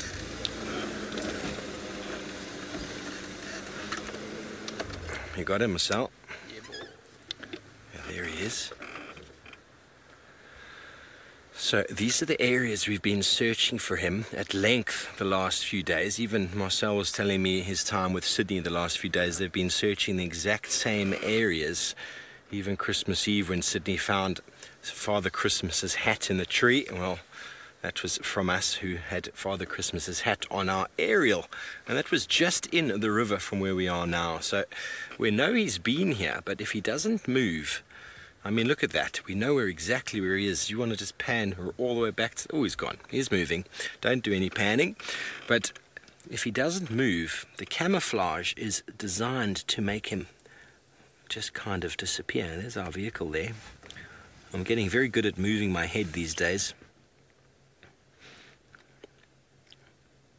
What a beautiful cat. So look at the precision. Look at the head. He's trying to discern something. Bearing in mind the animals he's trying to catch are very well camouflaged and hidden. And if they do get spotted, they will then take off very quickly and then stand still again. So he's hoping by his movements, slow movements, with the wind being masked, that he'll be able to possibly catch something. And well, wouldn't that be marvelous for us to find him catching something? I doubt it's going to be an ostrich today. Who knows? A warthog? But I think most likely it could be one of our unsuspecting duiker that we see lots of in these thickets. This is the perfect leopard habitat. There are enormous numbers of scrub hare and francolin hiding around in this drainage system. Just watch out there. And well, he will take whatever he can get. I've seen him catch a scrub hare, and well, he is very fast and very capable of doing so. You can see one of the landowners that's parked there. He's just had a little look at him and said, "What are you doing?" "I'm going to walk around." You can see he's not scared of the car. Obviously there's a comfort zone space, and when we talk about leopards being habituated, a leopard will go, or a lion will go as close to you as they feel comfortable. Generally they'll move with a specific sort of comfort zone line around your vehicle, and that is the space you should give them. You should never go too close to them. Let them come to you if they need to. Ideally though, you don't want them jumping on your vehicle. Hasn't happened before.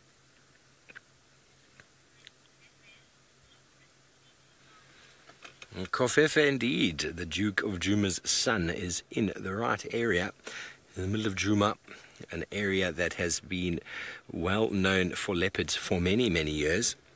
And well, we spend time with them daily.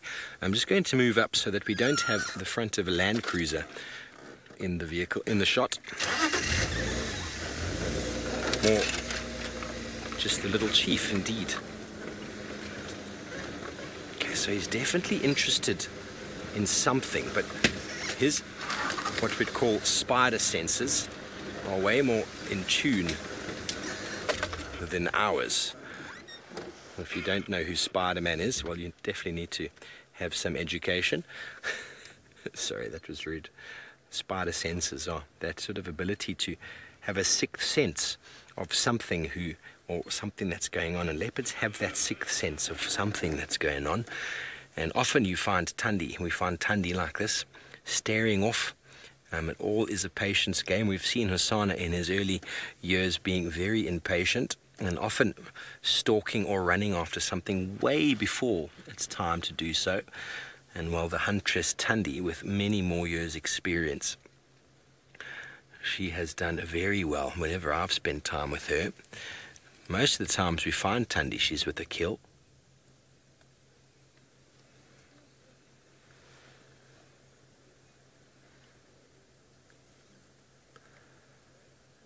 And there's definitely smells that get left behind. These territorial antelope, the duiker, definitely got a specific smell that you'll often find Thandi, Shadulu, and now Hosana moving from bush to bush, trying to figure out where did that animal spend some time, where did they defecate, where did they urinate. They can smell their feet, the footfalls or the tracks they left behind. I would love to be able to track by smell.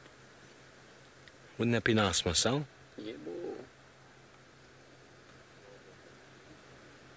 Okay, well, we're going to keep going before we lose sight of him. I'm just going to move up here quickly, see if we can keep up with him as he moves slowly through the thickets. Could be quite tricky to do so, but we'll do our best. But in the meantime, driving up in the Masai Mara, David Gitu is on the search, possibly still for some rhino. Well, good luck, Stivovo. Hopefully you do not lose Hosana completely.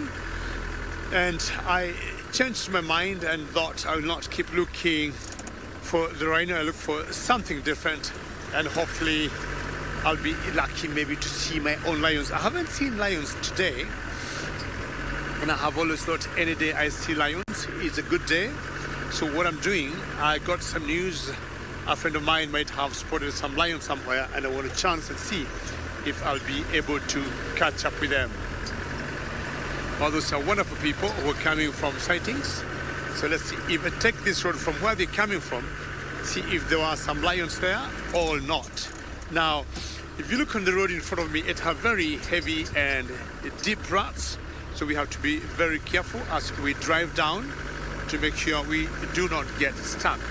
So you're just driving towards the east, and you've got the sun just shining towards us, so we have to just drive slowly, carefully, and surely. And you can see one big difference between the Mara and Juma in terms of vegetation.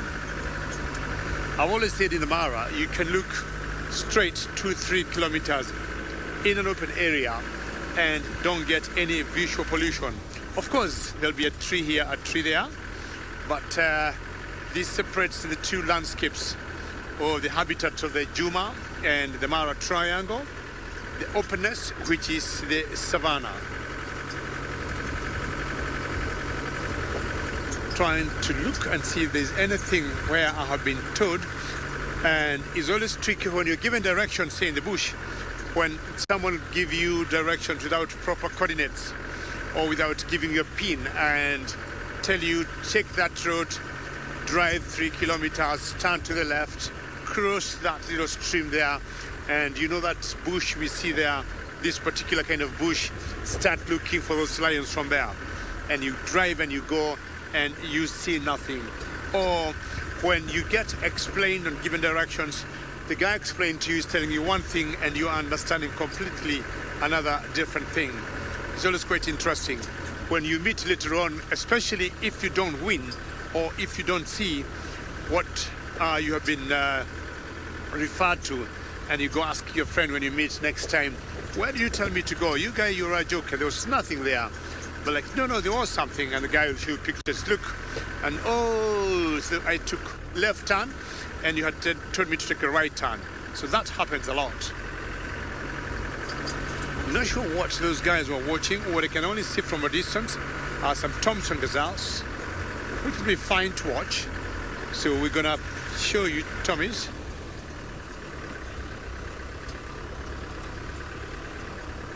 Robert, how are you? And good to hear your name. Now, what has happened, I'm going to show you these antelopes here and show you or explain to you why this area looks almost empty, because the rains we have had have made this place to be very soggy and very wet. And what has happened, as I'm showing you this, I guess there are some grand gazelle. Most of the ungulates from it have left this area and have gone to higher ground because it's still very wet here where we are. And I'm sure, Romet, you know, ungulates will suffer occasionally from foot rot. And what they have decided to do is to go to higher grounds. So the rains came with its own challenges. We started getting stuck more than ever before. But Romet, the animals like the elephants, which were not affected by this and still remained around. Now, grants sometimes are quite elusive to see. We'll always see more of the Thompson gazelles than the Grant's gazelles. At least it's good morning to watch some Grant's gazelles. Easily to take them or mix them with the Tommies, but we always tell from the backs, from the bottoms. The Grant gazelle have the white bottoms, both below and above the tails, while the Tommies have the white only below the tail. Otherwise, from a distance, you can confuse them because the Grants have the black stripe. Of course, the Grants, as the name suggests, they're a little bigger in size than the Tommies, and also they got bigger horns. Both similar, males and females having horns, unlike, for example, impalas, where the females do not have the horns. But you can see the males, or the horns of the males, are quite established, quite big, unlike those for Tommies, which are small. Something they're watching that they don't basically like, and it could be the lions who was promised or was told about by my friends, which I haven't found. They must have walked away, and chances are they could have walked away and entered in a particular bush, which I will be going to investigate shortly. Remember, should you have any questions or comments, you can send them through #SafariLive on Twitter. Not sure the numbers of the ground gazelles in East Africa are going down.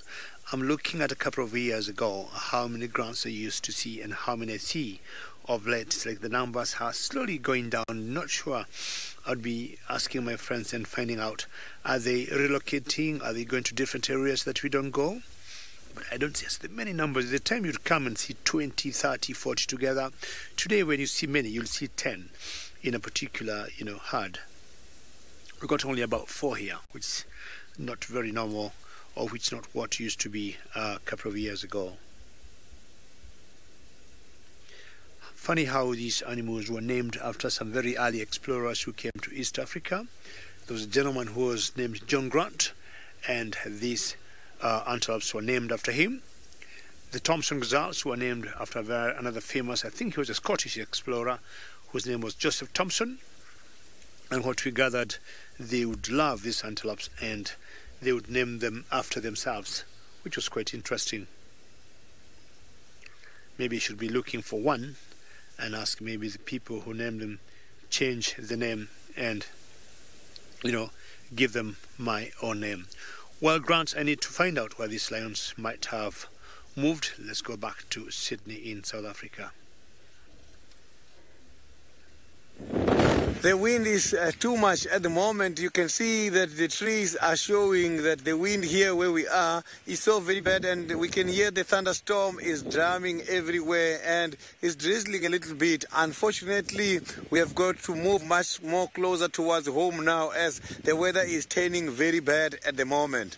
I am right under one of the trees which is mostly preferred by quite a lot of African tribes when it comes to some of the traditional rituals. This is the weeping wattle. Some of the tribes, they come and take these kind of leaves and they wear them when they are dancing some of the traditional ceremonies. This is the tree where you can come and take the bark. You can infuse it in order to treat some of the problems, urinary related problems, and you can also treat some of the sexually transmitted diseases. So it's quite a very important tree, is the weeping wattle. And something else is that to a couple, yeah, Kathy, it is indeed. And if you can check here, this plant, some of the people, they come and take this bark.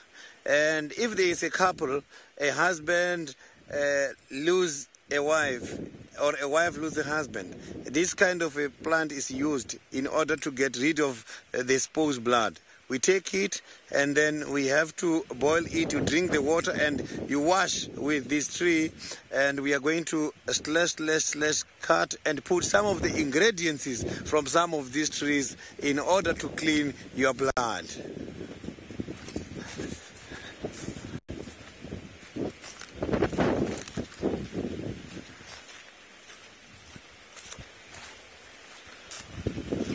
So now let's quickly go back to the Masai Mara, where David is waiting to tell you something.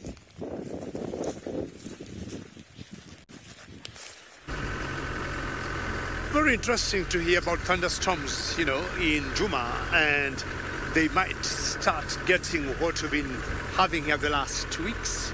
And maybe we are sending our rains from here to South Africa, and the whole idea, they need just to be prepared, because in Africa, many times when it rains lots. And the last 2 weeks, every afternoon we had rains. I kept saying we are not only having rains, we were having rain that were not cats and dogs, but elephants and buffaloes. And talking of elephants, buffaloes, I might change that tune and say we are having rains that were elephants and rhinos. I want to turn around here and watch something that looks like a rhino to me. And if it is, it will be pretty good news. And afterwards, we'll try to look for a way to get a little closer. But I think this is what I've been looking for since morning. And this might make my day, if that's a black rhino there. And I guess it is.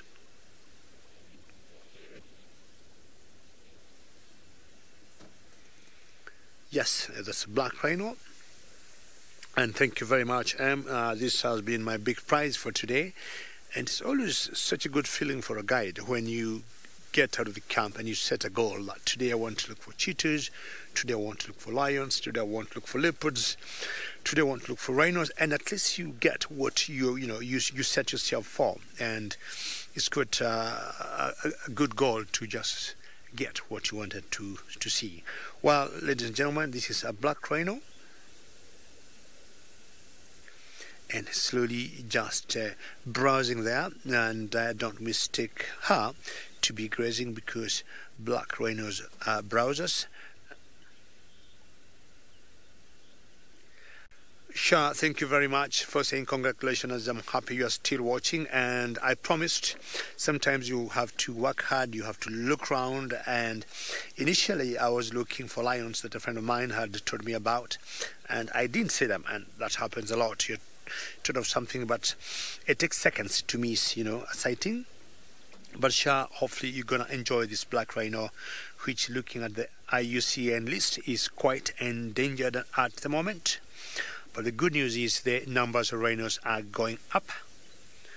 So they have faced massive challenges of poaching for very many years. But all of us here as guides and game rangers teamwork together to make sure these animals are saved and they keep growing in numbers for you, Shah, and all the other wonderful viewers to see them, especially around this Christmas time. So what she is definitely feeding on are small little plants. So you notice she feeds and moves and avoiding grass. Cold breeze in general, rhinos are peaceful, and I would say the white rhinos, but not the black. We're comparing the two species, and these ones are always very temperamental. I'm not saying they're grumpy, but they're very unpredictable. They don't have very good vision, cold breeze rhinos, so you have to be very careful when you approach them. Sometimes they see things in multiple images, and not being sure what they see, they tend to attack.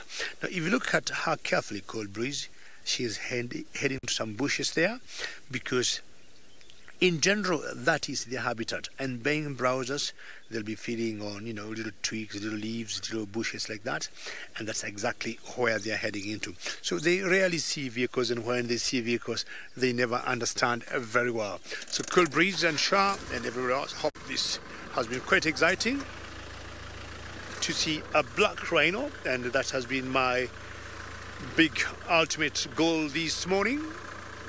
So she has entered that, she's entering that little bush there. If I get another route to go closer to her, I'll be more than happy. Very good.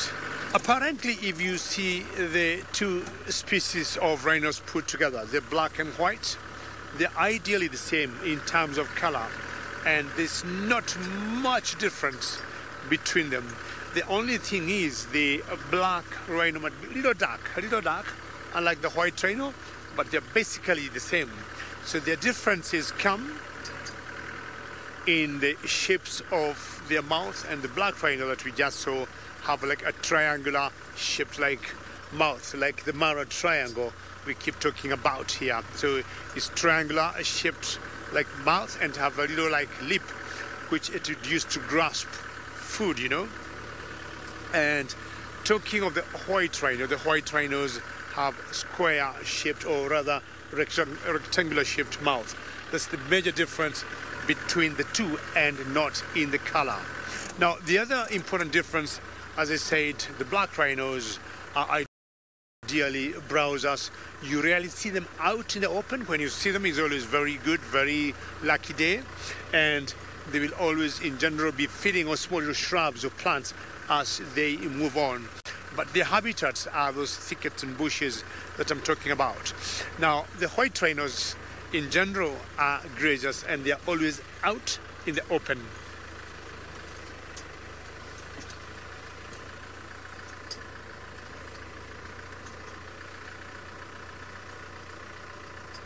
Shanson, rhinos in the Mara have been tracked very well by the game rangers, and the whole idea is to keep them safe. And what would happen if we get maybe close to the one that we are going to now, you will notice they got notches on their ears, and those notches are put by the game rangers so that they can be able to track them. Now, the other day there was a little bit of a challenge with rhinos when we lost, I think, 2. And we still have the vet doctors finding out what might have happened. We haven't gotten the report yet, but they're finding out what might have happened to those 2 rhinos because they were not very old. I think she might have stopped and she's not in the bush as yet. So let me just try to get close to her. And this is going to definitely make my day if we see her closely. Very shy if you compare them with the white rhinos. And I say those are the 2 major differences between the 2. As much as we don't have the same numbers we had, I would say, in the 70s and the 80s, the small numbers we have here are growing. I would say in Africa, South Africa have the largest population of both black and white rhinos. And I guess maybe in the whole world, South Africa have the biggest number of these beautiful animals that were almost extinct. And the ones that faced major challenges are the black rhinos, not even the white rhinos. So hopefully their numbers will keep growing and we'll have them for many generations to come, because this is what will be advantageous. So many people would love to come to Africa and they are not able to. So what we do here at SafariLive is the difference between the browser and the grazer is that the browsers, like giraffes, they are animals that got nothing to do with the grass. And what they do, they tend to feed on more solid, I'm talking about leaves, twigs, and little branches. That's what a browser is. But grazers ideally will feed on grass, and you'll always, just like hippos, or just like most antelopes, they definitely feed on the grass. That's the major difference between browsers and grazers. And of course, browsers, you'll always see them feeding much higher, on top of the bushes, while the grazers are always feeding much lower on the grass. Now, we might be very lucky because she hasn't gone anywhere, she hasn't entered the bush, and I've taken a very good curve, which will give us a wonderful view of this rhino here. All right. Archie, you let me know when and where to stop. Keep going. Okay. She just stopped there posing and she's still feeding, and she got, is that good? And just look at that. I hope Cool Breeze, Shah, Shannon, all of you are there. And she's either heading towards where we are, and you can look at her behavior. Sometimes when she got her tail straight like that, is when she doesn't understand what's happening. So the best thing is always to keep the voices low, switch off the engine, and you can see she got some aux speakers, which sometimes when they forgot, or when they forget what was on top of them, they little panic. Now look on the shape of that mouth and you see what I was talking about. Is a prehensile lip they got, or rather is a triangular shaped, unlike the white rhinos that got a rectangular shaped mouth. Now those 2 aux speakers there, what they will do, they'll be getting ticks or mites or any other parasite that would be on the body of this particular rhino. Thank you very much that you're all enjoying and you're saying beautiful. It's quite exciting to see a black rhino, and her tail being cocked up like that shows a little bit of discomfort, and of course it's seeing other vehicles from other tourists.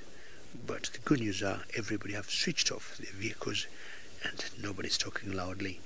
They're very sensitive to noise, and we have always been very careful we don't get into their space. Such gorgeous light. I'm trying to guess it could be a boy. Sometimes it's always very difficult, just like the elephants, to tell males from females just by looking at their genitalia. You sometimes have to look at the mammary glands. I like snak. We were talking earlier of watching elephants that they don't poke eyes when they are cuddling. I agree with you. The rhino's eyes are very small. I love snak. I agree with you. They got very small eyes. And I was just talking a few minutes earlier that their vision is not the best. They got very bad vision. So one of the reasons I love snak, I agree with you, is because their eyes are pretty small. But they got wonderful sense of smell. I love snak. They smell wonderfully. And being out in the bushes, they need to. She just spraying there on the ground. Look at her, just spraying like a jet. Shh. Look at that. And that's what we call scent marking. And that's very typical on most of the black rhinos. They need to scent mark their areas. They're very territorial, especially the black rhinos and most of the males. She is on the run, not sure for what reason, and they very easily panic. And what you do is just go and enter in that bush, and they have always know once inside there, they're home and dry. She will stop, she will look around just to make sure nobody is following her.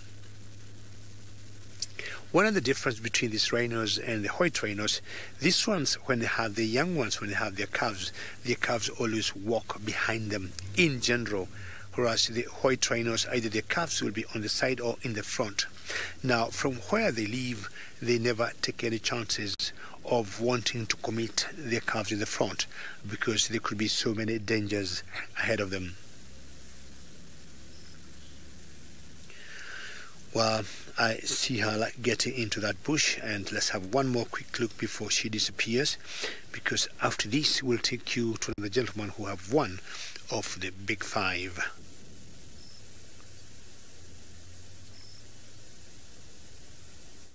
Well, Hassan is indeed a spotted cat, and well, he has been moving through the thickets, and well, we've been trying very hard to keep up with him.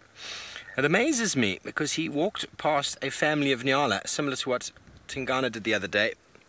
I'm going to just move to get through. He's coming out onto the road in a moment, but seemingly he couldn't see them. The wind obviously has moved off or is blowing in a direction. There is thunderstorm brewing on the horizon. We can hear it in the distance. We've got all our covers out and stuff just in case. But it amazes me how he can walk straight past a herd of inconspicuous animals.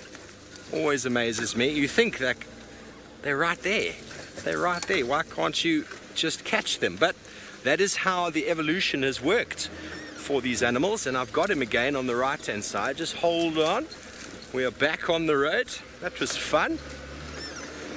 And well, as the name Ingwe Ali implies, this is called Leopard Lane, and it is one of Hosanna's favorites. And here he is, just here on the right hand side. Hello boy, are you looking for some breakfast? Yes he is. This is an area that as we start coming out of the thicket, obviously the Nyala and the Deka are quite common in the thickets there, and as you come out onto this sort of edge, this fringe area, this is where the impala spend their time, and he knows it. He's walking through, trying to get some movement, trying to hear a footfall, trying to hear a snort, or maybe a little baby impala calling for its mum, that very quiet or that very distinctive bleating sound, but at the same time also looking to maybe surprise any small scrub hares. And oh well, he's going to camouflage himself beautifully on the log. Sorry Em, what about the tail? Something about his tail indicating prey. Oh, get ready for your screenshots.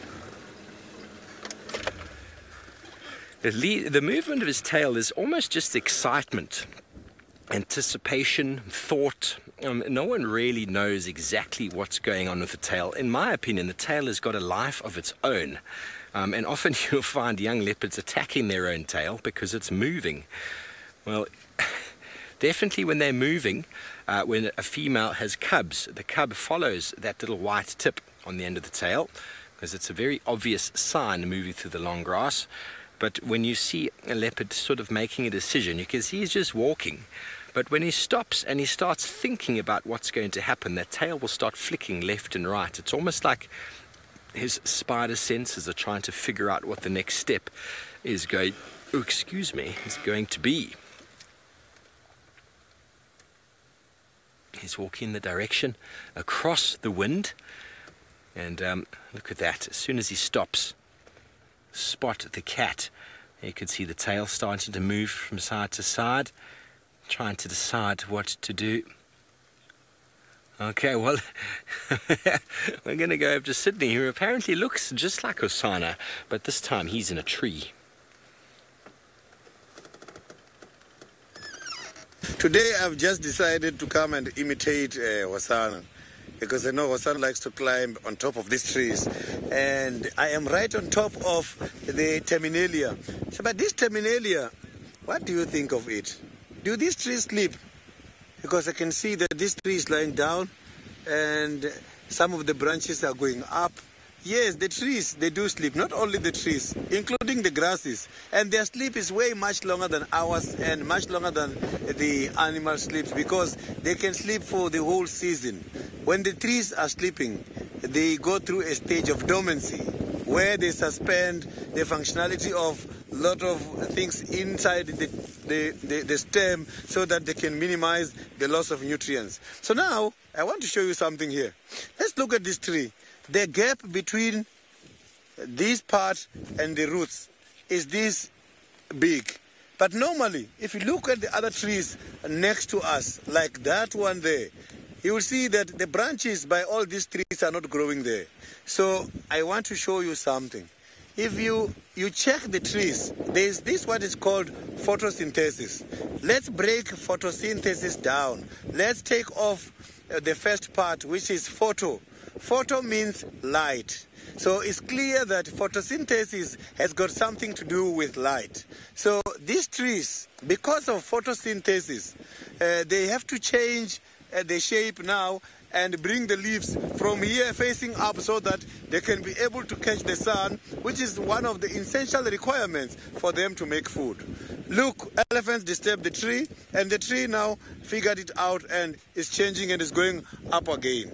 Apart from that, let's come and check these roots here. We might find something interesting. These roots, they were exposed by this elephant. The elephant pushed here, and when elephants are pushing, it does not necessarily mean they are going to eat everything. Yes, they have eaten some of this. These roots forms part of the communication under the ground. The trees are so communal, and they depend on each other. Different species share the different kind of information. Trees, they are even able and highly capable of feeding their siblings through a network which is consisted of the roots. But all this can only happen in the area which is not disturbed. So the trees, to communicate about the predators outside, they don't only use the leaves, they also use the underground communication, where they communicate through different networks, and they even share some of the nutrients in order to feed the small trees which are growing around.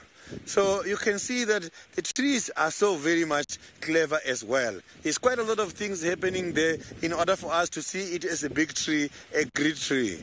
A lot of different processes.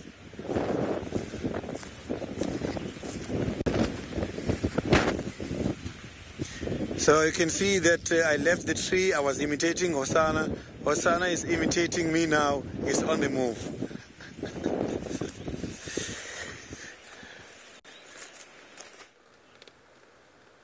Thanks, it is. Well, Hosana just did a very magnificent licking of the really lower back area. I wonder if you can maybe show us one of those very cool moves.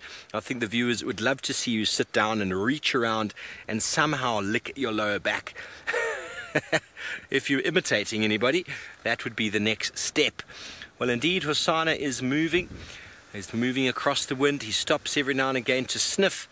But he's moving directly towards, if he keeps up this trajectory, he will pop out in sort of the middle around quarantine area.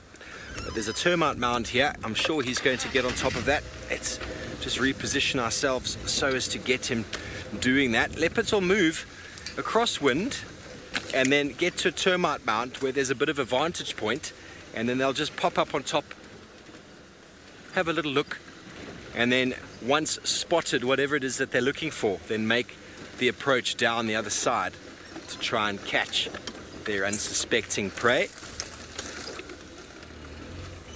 Okay, looks like he's going to veer off from the termite mound, but you can see by his body posturing here, he's definitely interested. He's definitely thinking there. He looks at the termite mound going, oh, that's a nice spot. But the termite mound is quite well vegetated. He might just walk around it. Maybe he isn't. Ooh, look at his ears. Do you see how there's a very instinctive sort of behavior for a leopard when they go up a termite mound to go flat? And as soon as he started going up, he started blending in with it by dropping his ears. And it's possible he might have seen something on the other side. I can't see. We've got a big mound in our way. Watch how he goes up to the top. Look how his ears go flat. He sort of melts into the ground. He's just in front of us now. Look at that. That is the classic leopard behavior of trying to see. He might have heard something off the side, or just using the termite mound like a cheetah would do to get vantage. Because being out here in these thickets, leopards do hunt a lot by sight, but sound plays an important part, and well, smell is an incredible part when it comes to hunting in these thickets. As we've been discussing, these animals are very camouflaged. Let me just move forward an inch for you, and you can actually, okay, he's going to move for us. I'm going to move slightly. Now he's probably going to find a comfortable spot just where he is, so let me move around, because now he's hidden. Perfectly hidden. A very good chance that he will do this for some time while he surveys the landscape and waits for some animal to move into the area. Now, he is becoming more and more patient as the time goes by. He's just sitting up there, looking into the thickets, trying to discern any form of movement. Tell me when you're happy, Marcel. Ah, there we go. What a poser. You're such a beautiful poser, aren't you, boy? How many screenshots do we have of this, folks? How many screenshots do we have of the little chief sitting beautifully on a termite mound? I think there's hundreds. Hundreds. Well, you can never get a better shot than a leopard on a termite mound, and this is what the photographers or the people come out on safari for, to see either leopards poised in a beautiful marula tree or sitting characteristically like this on top of a termite mound. Sabi Sands is one of the world leaders in leopard sort of conservation and leopard photography. So if you want to see leopards doing what they do best in their natural state, not tame, remember, but habituated and relaxed to the vehicles, this is the place. I've just got to talk to somebody quickly on the radio.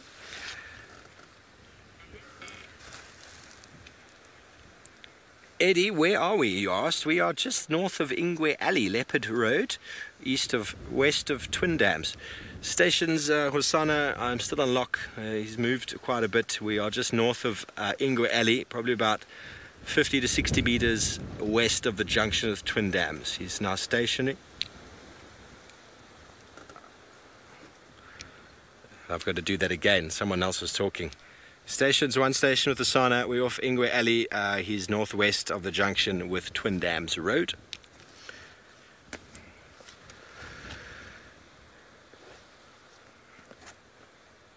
Yeah, you're most welcome. If you just come on to Leopard Alley, Ingwe Alley, I'll guide you in north from there. We've got him on Termama now. Quite nice view.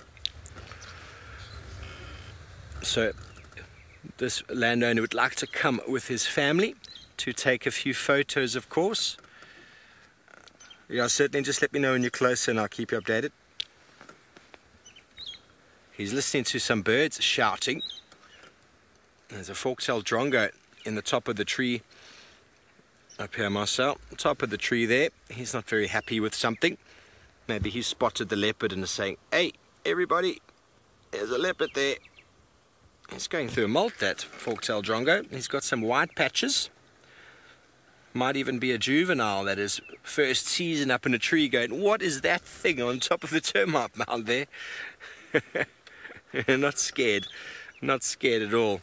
As he sings on the top there. Beautiful. Beautiful bird. Okay, well, back to the little chief.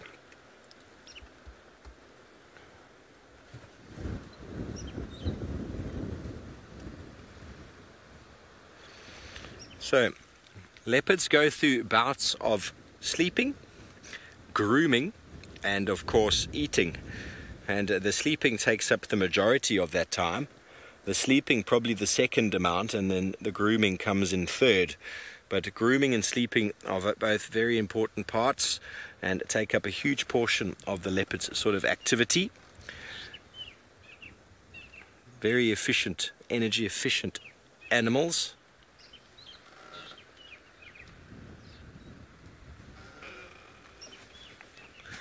Hello Christina, that's a very interesting topic. What often can happen to a leopard if it's lost territory, gets a bit old, maybe gets injured, is it starts to lose condition. And a leopard that loses condition can become a dangerous cat because, well, they're quite used to and adapted to feeding regularly.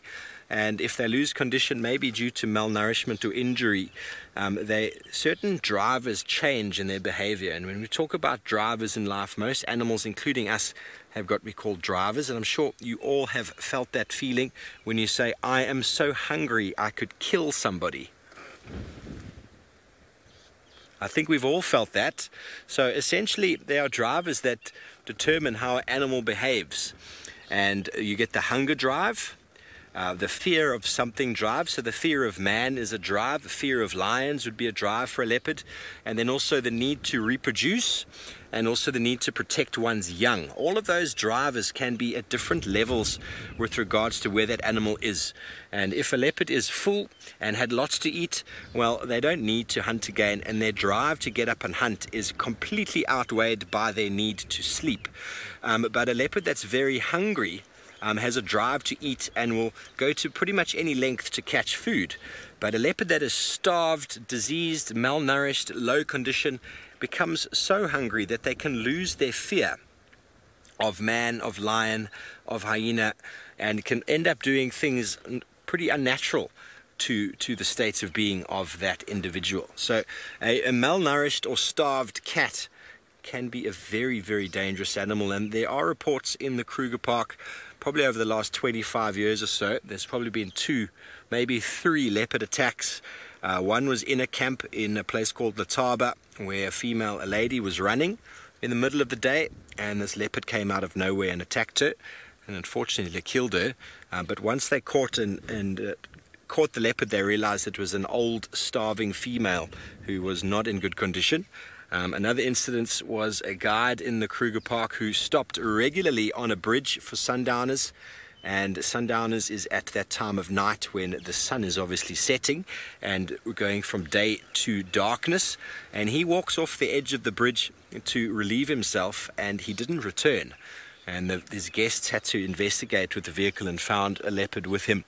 And when they discovered that leopard, they realized it was also quite undernourished and possibly even diseased individual.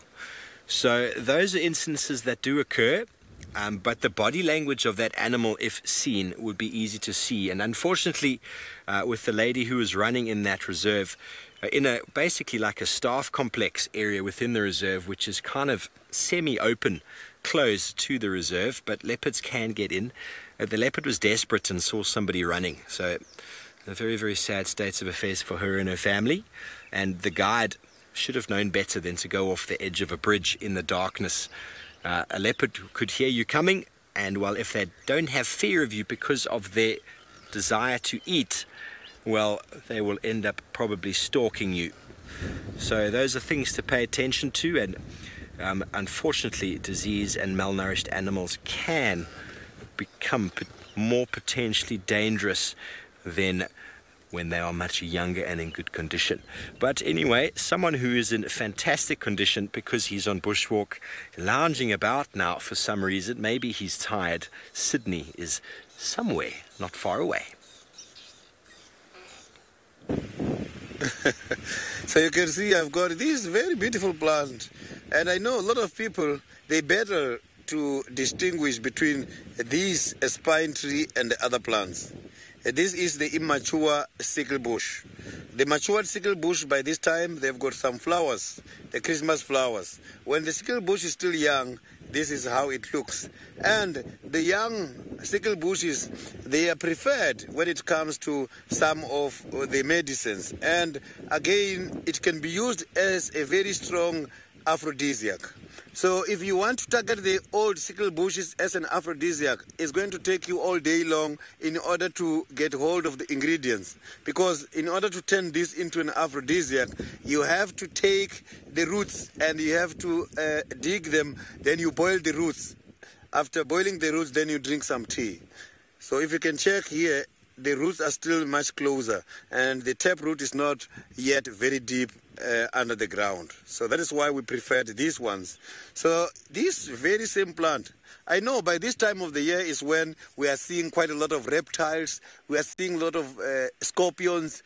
For the insects bites, scorpion stings and snake bites, this is the medicine. Traditionally, it's a plant which is used in order to treat those kind of problems. You can also use it in order to relieve hangover. You just have to come and chew the leaves. Let me just try. I will tell you how the taste is like.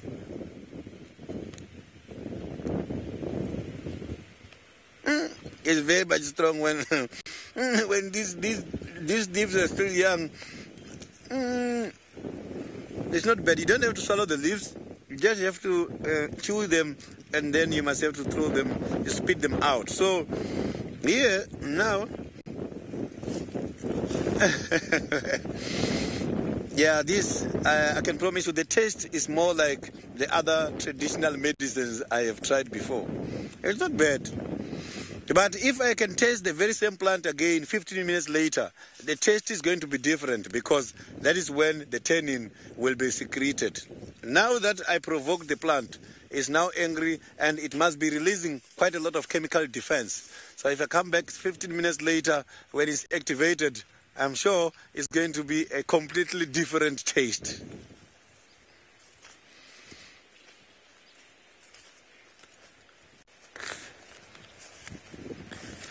You know, these kind of plants, specifically the plants which are very much strong, the leaves, those leaves, they help too much in order to lower the blood pressure.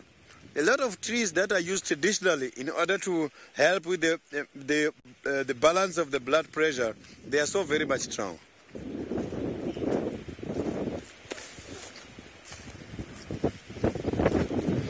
So now let's quickly go back to David by the Masai Mara and see what he's having at the moment.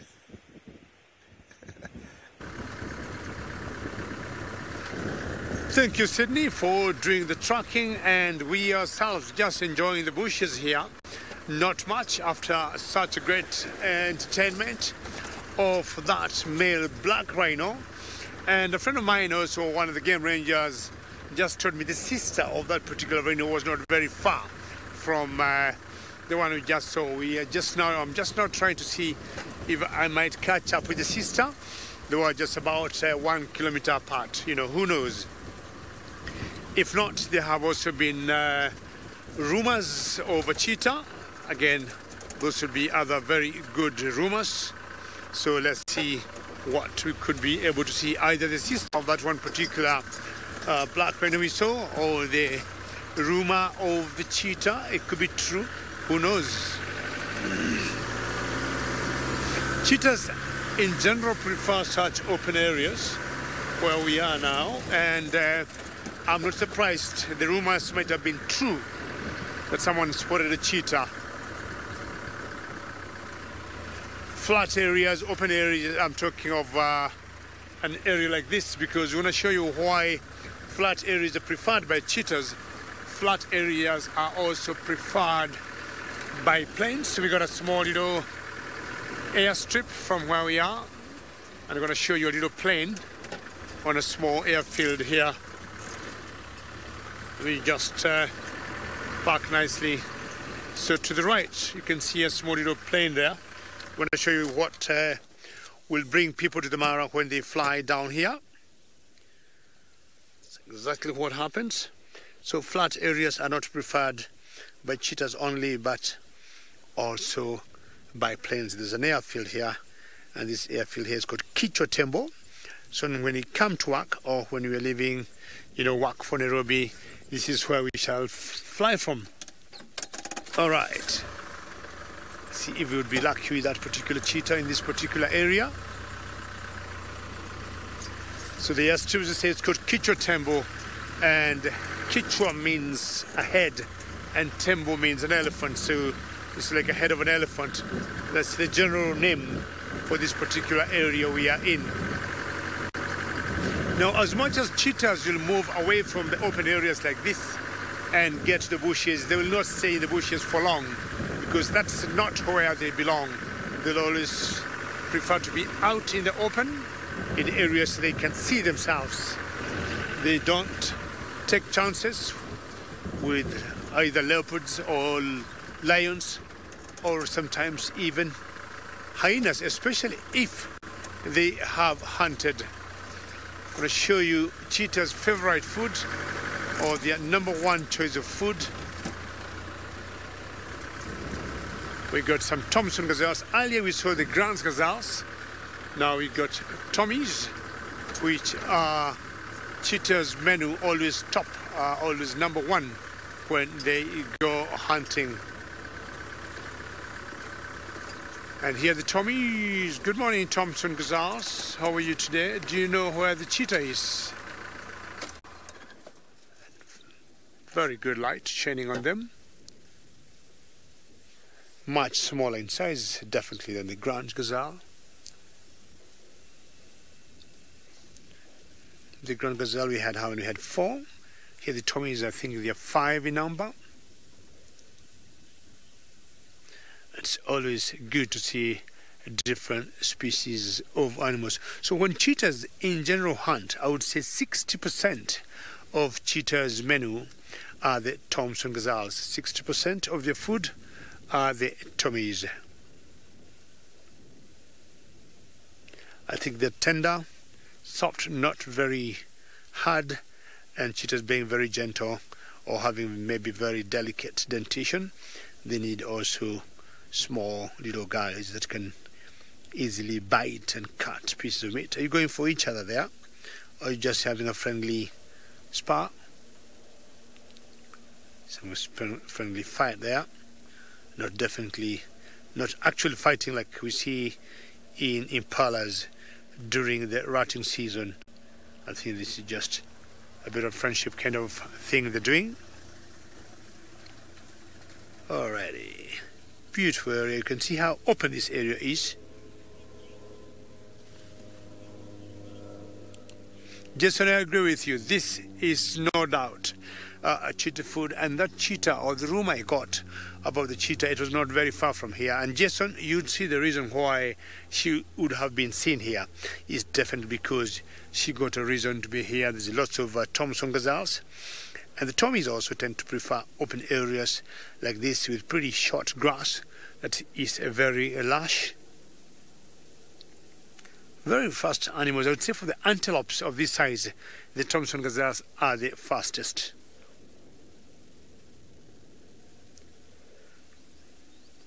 Very good. I want to move on because I can smell, if the cheetah is not very far from here, I'll be surprised. Lots of food, nice countryside for them. So there's no reason why that rumor does not hold water from my friend. On that, if it has warmed up a little bit, the cheetah might have just gone and taken a small little bush and stayed under some shade, maybe coming out later.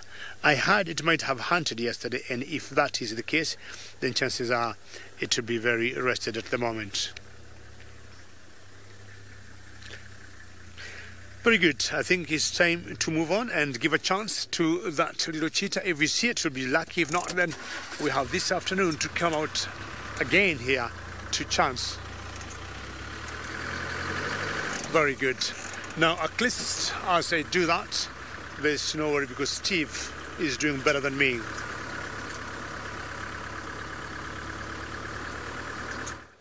David, good luck with finding a cheetah. Well, not only do we have a spotted cat, we have the legend himself, Hosanna. And well, he hasn't stopped moving since our last little segment. He got up pretty much as he went away from us and started moving once again across the wind. He's checked a few termite mounds, sniffing as he goes. About to pop out, sort of a Fullerman's dip. This is an area just below us in the drainage that Thandi spent a lot of time with Klalamba. And Hosana feels quite at home in this area as well, because no doubt if a Karula had Thandi here nearby, Hosana was probably quite close as well. So he's quite used to this area, and see how quickly he just vanishes there. He's just behind that branch. Okay, I'm going to move up and see if we can get him again. There he goes.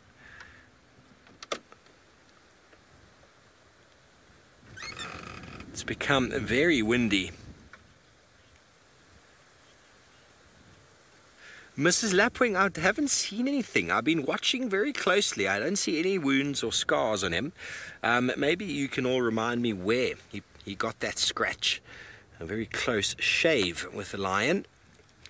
I heard about that and I was very saddened, but also he's got to learn these lessons somewhere along the line. He stuck his nose into a little sort of warthog hole a moment ago and then moved straight on. He learned a lesson by doing that. You don't stick your nose into a termite mound. Excuse me, I'm just going to talk on the radio. Stand by.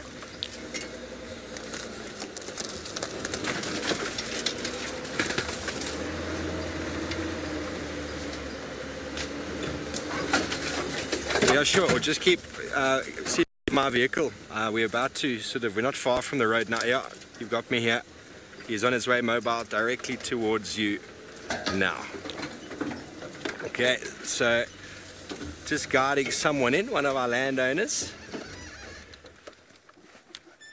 Yeah, if you go up about 20 meters, you'll get his visual. Okay, so here he is. Landowner's coming to have a look. And there's Hosana, slowly moving.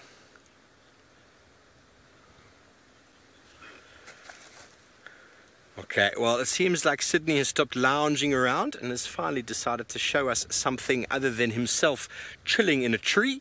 I think he's got some very interesting little hoho. I'm trying to get closer so that we can see. This looks like a blaster beetle. Blaster beetle are some of those poisonous insects. You can see the aposematic coloration. Aposematic coloration are just warning coloration to tell me that this insect is poisonous. So those kind of orange colors. So the blaster beetle, it does secrete something called cantharidin, which can cause a very serious problem. It's a burning agent. So these kind of insects, you must stay away from them because they can be very much poisonous. And when the poison is ingested internally, I can promise you it does also affect the human beings. So medicinally, you have to be very careful because this cantharidin is one of those chemical substances secreted by this insect, and it's not recommended by those who are making the medicines.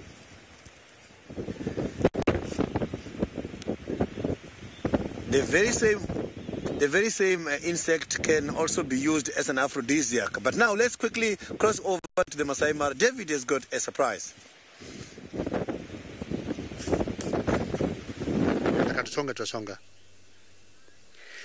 Well, the rumors have turned out to be true, and we got a cheetah finally. Yes, and this has made my day. I thought seeing a rhino was good, but I think this is an extra bonus to see the cheetah. This has in every way made my, I would say, end my ear very well, and is a male cheetah, and I have to be very honest, is a male cheetah that I do not know who he is.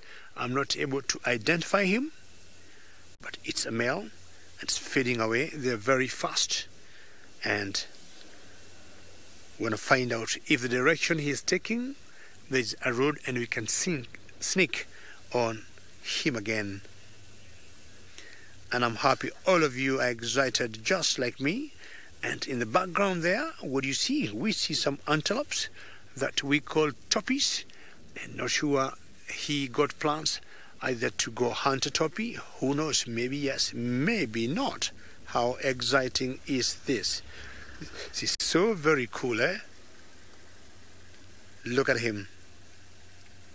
Now, of course, I looked under the tail, and I'm sure you can see he's showing us truly he's a boy. You can tell from the testicles there. And I have no idea who this is.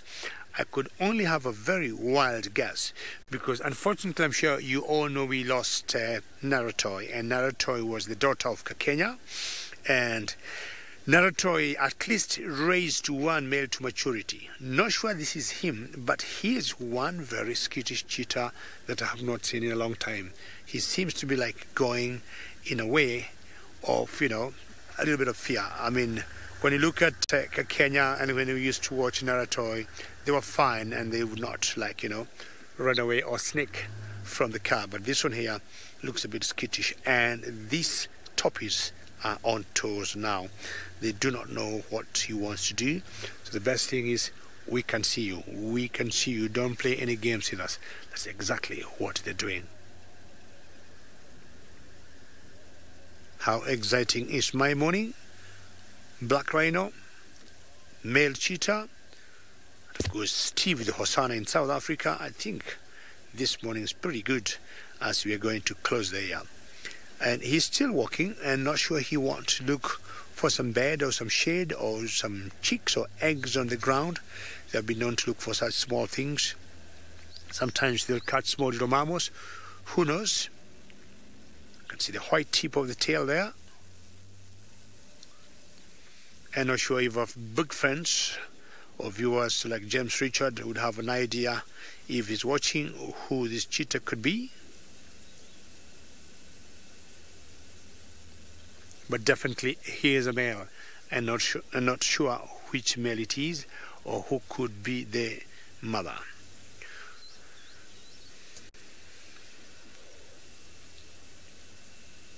Well, the toppies are all alert at the moment. Thompson gazelles too, and with a choice, I would say he would go for Thompson gazelle. They're easier, they're smaller, more tender, I would say more delicious.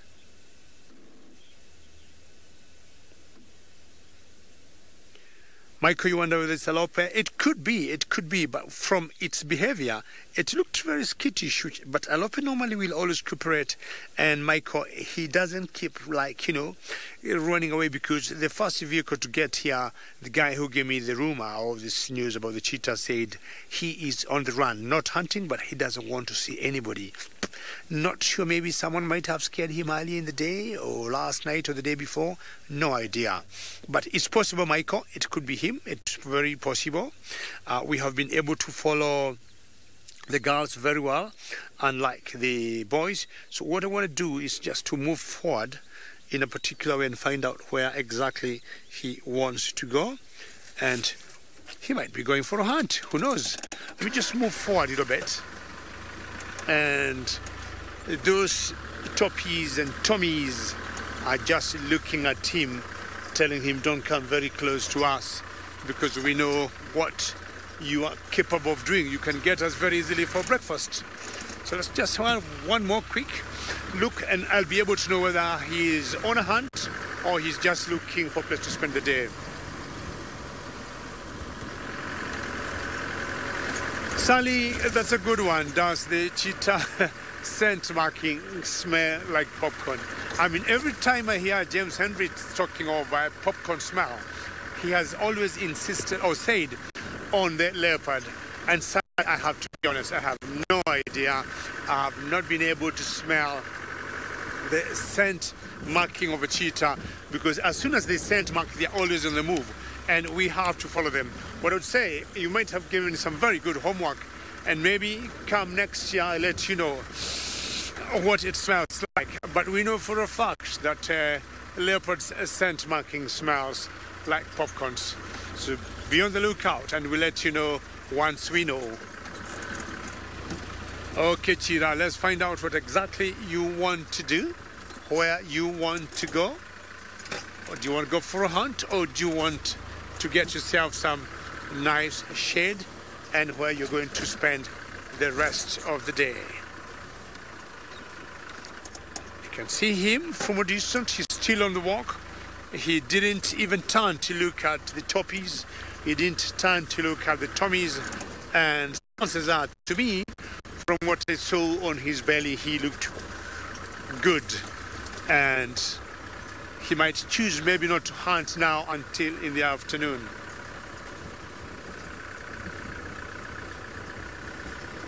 Francis, cheetahs in general are like leopards, very solitary animals. But we have seen once in a while males coming together, forming what we have a coalition. And Francis, here in the Mara, we have, I think, one of the largest coalitions that I know of in the world, of 5 males, 5 cheetahs that we call the 5 musketeers. But again, Francis, you'll see a male and a female, of course, when they're mating, and once the business is over, they go separate ways. We have seen a cheetah and her cubs, or a cheetah with 1 cub, like Naratoi, as I said, she raised 1 male cub. At times you have seen a cheetah with even 6 or 7 cubs, Francis.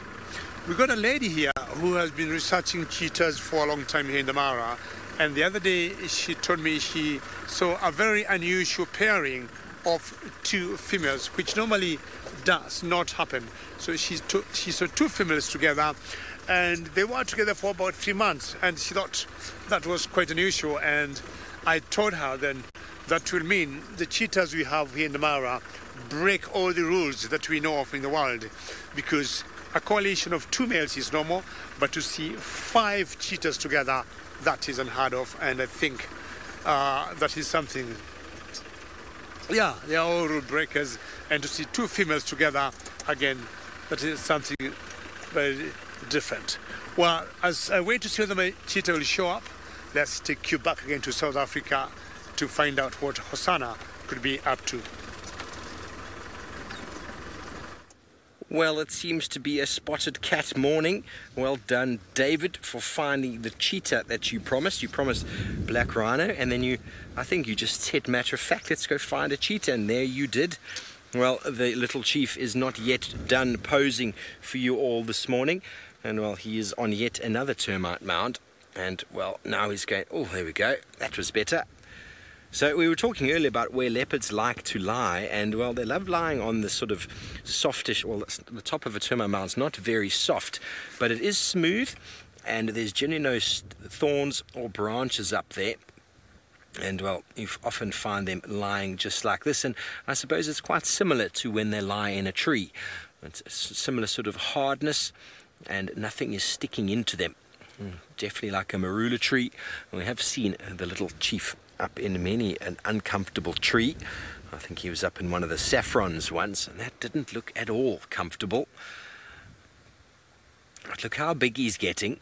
You see how his chest is just expanding with each and every animal he manages to catch, and his mouth is even hanging more than it used to. I mean, I'm talking about the fact that I haven't spent time with him since September, and now coming back, he is really coming into an adult. You can see the neck is filling out, the shoulders are filling out, and the throat, definitely the dewlap starting to form. Magnificent creature. We are very blessed to be able to spend time with such beautiful, beautiful cats. Well, from my favorite leopard over to Sida's favorite animal. Today I want to show you how the ball is constructed from the beginning. Look, he's taking a peel at a time, and look at what he's doing. Look at that. He uses the front legs in order to destroy these droppings and make a ball. Can you see that? I've never seen him constructing a ball. I only normally see them when they're rolling it. Look at how he's building this ball. He takes 1 peel at a time from the impala here, and then he's closing his front legs and using the side of the arms, the elbows, in order to squash. He can flatten the front legs. Look at that. This is lovely. It's very easy for him to construct this, and he's doing it very quickly. Look at this.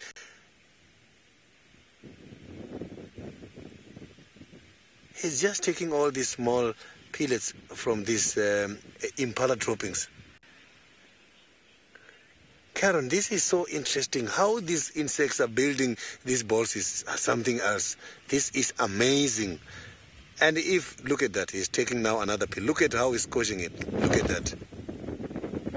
It hasn't even...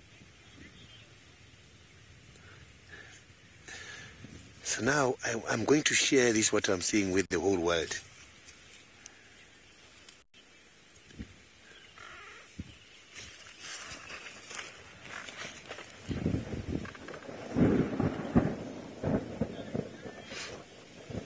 I've got one of the phenomenal sightings. Look at that, a very small animal. This is the dung beetle, and a very good morning.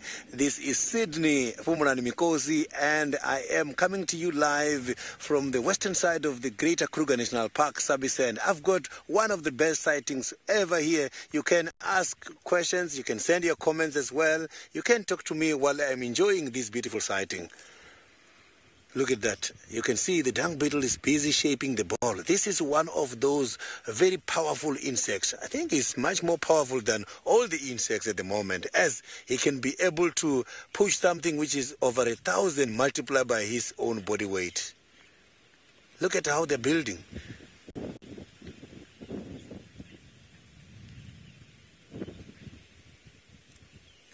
So unfortunately, if it rains now, the rain is going to affect it, because I can see the weather is changing and I can hear thunderstorms. So let's hope this dung beetle finish rolling this ball at any time before the rain. Look, now he's trying to shape the other side of this ball. So he has been building a lot on top. Now he's going to improve underneath. If this insect gets touched by a mistake now, it's going to do something which is called thanatosis, which just means acting dead. For the safety, they do act dead, because some of the animals, they do eat dung beetles. Honey badger is one of their enemies, and honey badger, they even crack the balls and eat the larva, because here is where the dung beetle is going to lay eggs and hide the eggs, so that the little ones, when they hatch eggs, can be able to eat the cocoon.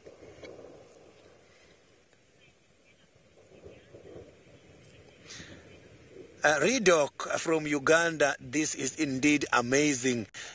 Watching the dung beetles constructing their ball is something very rare, because we normally just see them rolling, and sometimes they build easily from the elephant dungs and rhino maidens. But when they're constructing from the pellets, from the impalas, is something else, because we are seeing everything.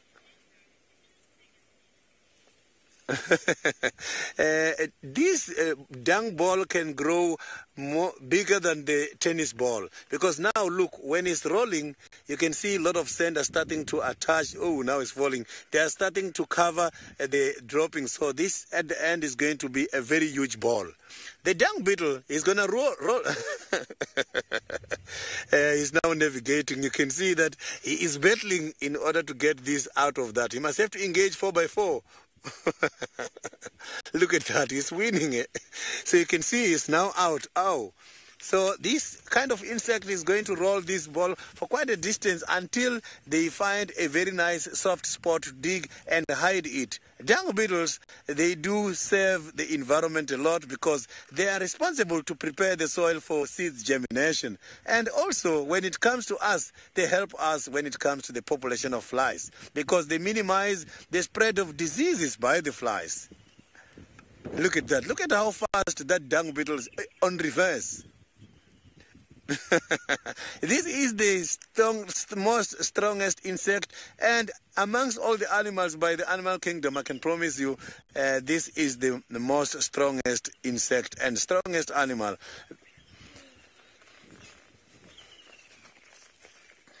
So let's just see where he's taking this ball to. You can see that he's rolling, and after a while, he climbs on top, navigates, and carry on rolling. Look at that, he's navigating now. So he saw the road. You can see they can be able to move these dungs at night as well, make use of the galaxy. Look at that. This is amazing. It's not just rolling, he's checking the surrounding. And now that he's moving away from us, this is leading us to the end of this very special sighting of one of the insects. We have to protect them and take them into consideration. And thank you very, very much for all your questions and comments.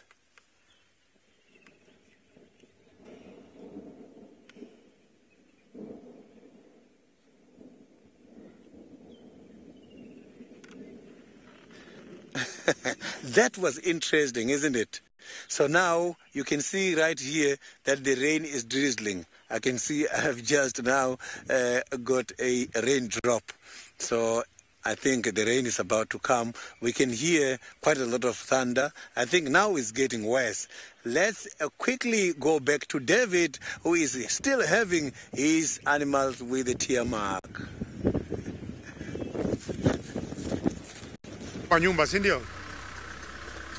Well, my cheetah just moved away, and it was such an exciting moment to see a cheetah, which I thought was an extra bonus, having seen a rhino early in the day. I'm still trying to find out or to identify which male cheetah that was, but regardless of me being able to identify him, come on, Pucker. Okay, little ditch there. I feel very excited today to have seen both a rhino and a cheetah. But a lot it could be, as Michael was saying, so it's very possible. But from his behavior, he looked very skittish, and I do not know the reason why he kept, not stopping. He was on the move.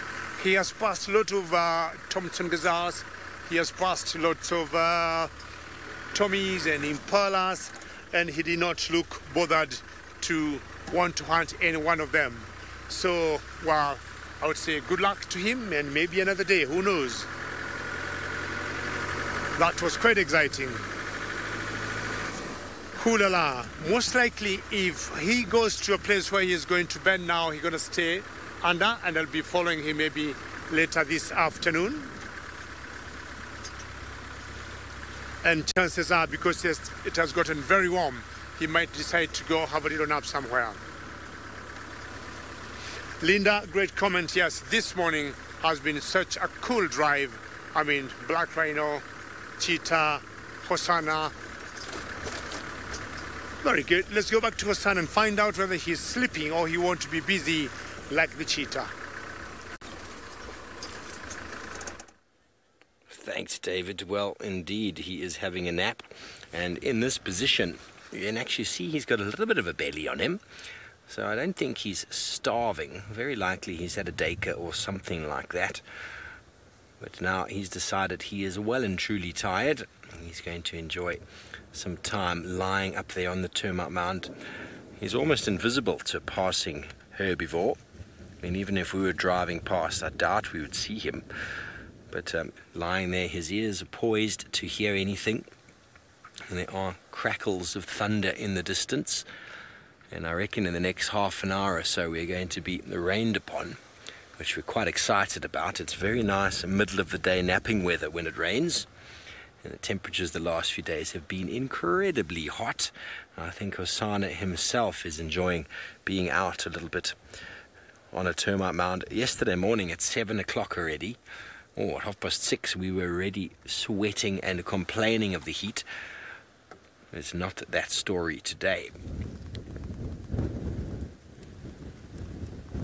I wonder if you can see the wind blowing through the trees behind him there. Hello, Carol. You want to know if solitary hunters fear large herds? No, they don't fear. We spend lots of time with this individual, specifically hunting impala. We spent a lot of time using the thermal drone, being very high up in the sky, looking down and watching how he actually navigated towards herds.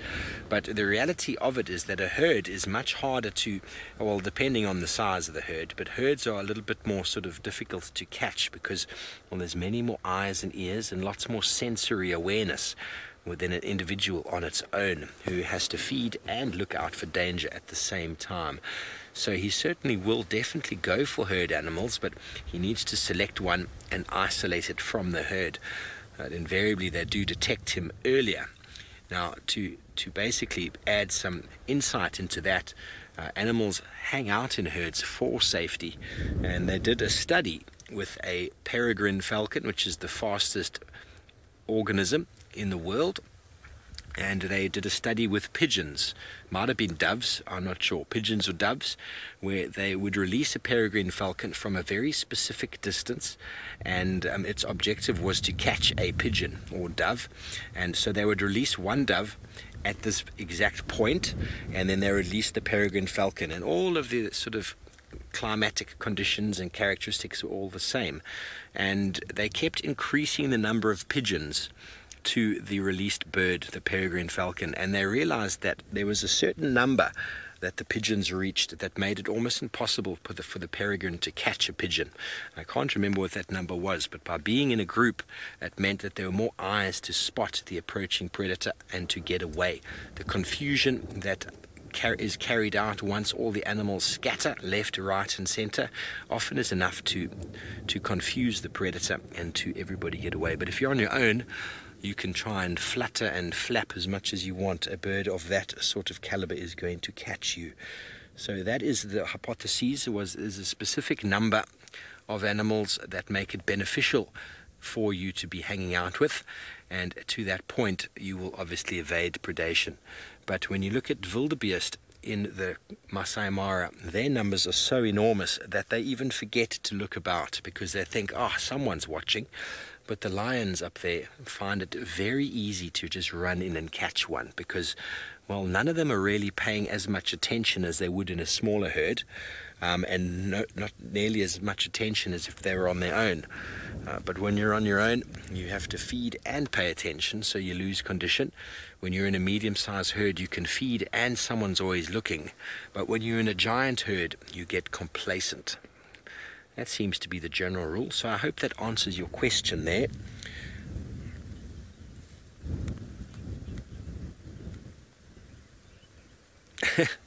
Gromit, I don't know what that state's called. It's called being a cat, I suppose. Anybody got a domestic cat back home? I know lots of you will be raising your hand right now. I used to have cats, and well, my cat would be fast asleep on the couch in the middle of the day, whenever it might be, and the slightest stimulus and that cat was super alert.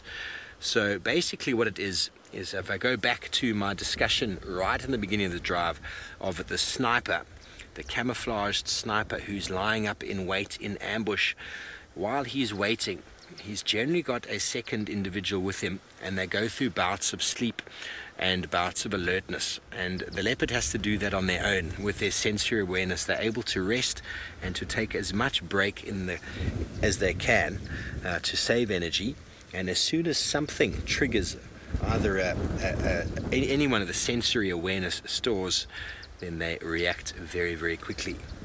Okay, well, the rain is creeping in from behind us. I think I'm going to move out of the sighting. 2 vehicles here. A third one would like to come and have a look. Take your screenshots. The little chief has been an absolute star this morning, and I'm sure you are all happy to have seen him. We're happy to have shown him to you, and I've managed to take a few illegal photographs myself this morning. But anyway, while we move off from the little chief as the rain is seemingly about to descend on us, let's go back up to David, who I think is still with his cheetah. Well, not very sure what to say about the rain patterns now in Africa, because I think the last couple of years there have been... I don't know that actually we can get this little bird here. Is it too high? Do you think we've got a roof on the way right on top there? Let me see. I just want to go a little up. It's one of the special birds here, and then we need to have to push the car up and see if we can raise the camera up a little bit. 1 minute. And going up. Oops, about that. Does that help? It's a very small bird here that I love watching. Well done. And this is what we call a pin-tailed wider. And why I'm saying it's pretty special, because this is a male. Or is it gone? Why did you go? Well, I think at least we had a glimpse of it. He just flew away. Wow, hopefully going to see another one. But the birds that will have such long tails, they're so small, and the tail size is about, I would say, what, 3 times or 4 times the size of their bodies. Very long tails they got, and those are the males, and they look very different from the females, and they'll always have those long tails during the breeding plumage. Very good. Let's first go back to Sydney, because he needs to wave at you and say goodbye depending on the rain situation in Juma. Yeah, you can hear the thunderstorm. I am trying to check from the top of the termite mound. I'm just now trying to mimic the behavior we have seen a lot done by Hosanna when he's scanning his area. There's too much rain coming and the wind is getting too much. A lot of lightning from the northern side of the reserve. And this is bringing us to the end of the guided walk as the weather conditions are now turning to become very dangerous to us. I'm left with no option but to say we will see you again next time. So now let's quickly go to Steve. I think by his side he's also seeing what I'm seeing. Well, the rain has not yet fallen. We are prepared for it, but if we just have a little look-see through the trees over there to a very grey and ominous sky. You hear the thunder rolling in. There's high predictions of thunderstorms before 10 o'clock. And while it is almost 8 o'clock, there's just a pitter-patter of rain falling down. We need this rain. We are desperate for this rain. Hopefully it comes down and it floods the Mawati drainage. It floods all of the pans and dams that we have around. It washes away the dust and the smells that accumulate this time of year. We really need it. I know it does influence our shows somewhat, but you know, the rain was here first. And well, it has been a very poor performance from the rainy season so far. Linda, you're glad we're getting rain? Well, I hope I'm not going to jinx it and it's going to go away. But this really feels like it's pulling in. There's an enormous cyclone system off of the east coast. We were just looking on Marcel's phone before. And that pushes in and causes this enormous sort of wet, you can feel the drops coming now, this enormous downpour of rain, because the Indian Ocean and the warm Mozambican current is a warm current. And this time of year there's a lot of evaporation, so a lot of moisture coming up into the atmosphere, and with all of the heat and the sun baking down, we do often get this time of year a big downpour. And when it comes from the ocean, well, it can last for a couple of days. Hello Mama Z, hello Tish. There's some of the Juma staff that are working with us. So we're going to drive ahead here as the rain pitter-patters down on our head. I have no doubts I'm going to enjoy a very nice cool nap today and maybe a little bit of a run and exercise. But I wonder if David is running. I wonder if his cheetah is up to anything, because you'd have to be very fast to catch it. You need to go home, you need to stay away from the rain. So the whole idea is go home and get yourself some coffee, because you do not want to take any chances with the rain. I was talking earlier about that small little bird, and I was saying the tail of those birds, sometimes they are like 4 times, you know, as long as those birds, and that is only on the males, and they get such long tails during their breeding time. So it's breeding plumage for those little birds called the Piltane wider. And if you see a female of the same species, the females look very different, brown, a bit grayish in color, and you might think they're 2 different species of birds. Now, what happens is the females will normally prefer to mate with males with such long tails, because when you see those birds flying with the long tails, they struggle to fly, and you see the tail always pushing that bird down, but they still make it, and they still go where they want to go. Now, the females will always think and calculate, if such a small bird or such a small male with such a long tail is managing to fly and do what it needs to do and gets food, he must be a strong male. And they normally prefer to mate with such males. Well, the tail makes it, or gives that male, it becomes an encumbrance for it to be able to fly comfortably. What a lovely morning it has been today, eh? The weather has been very good. And I remember when we were watching the heron, or the herons earlier on top of a tree, we're showing the sky. And I said the sky was very clear and blue. And yes, it has been a lovely morning. And the last few minutes,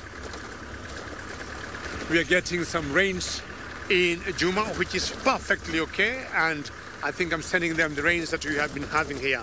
So I have always loved to enjoy the views of the Mara. Not necessarily seeing animals, but the times are just like parking the car and looking at the trees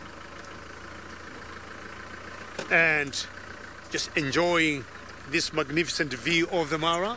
As much as I see the animals, I've always also thought the views count. And look at that view.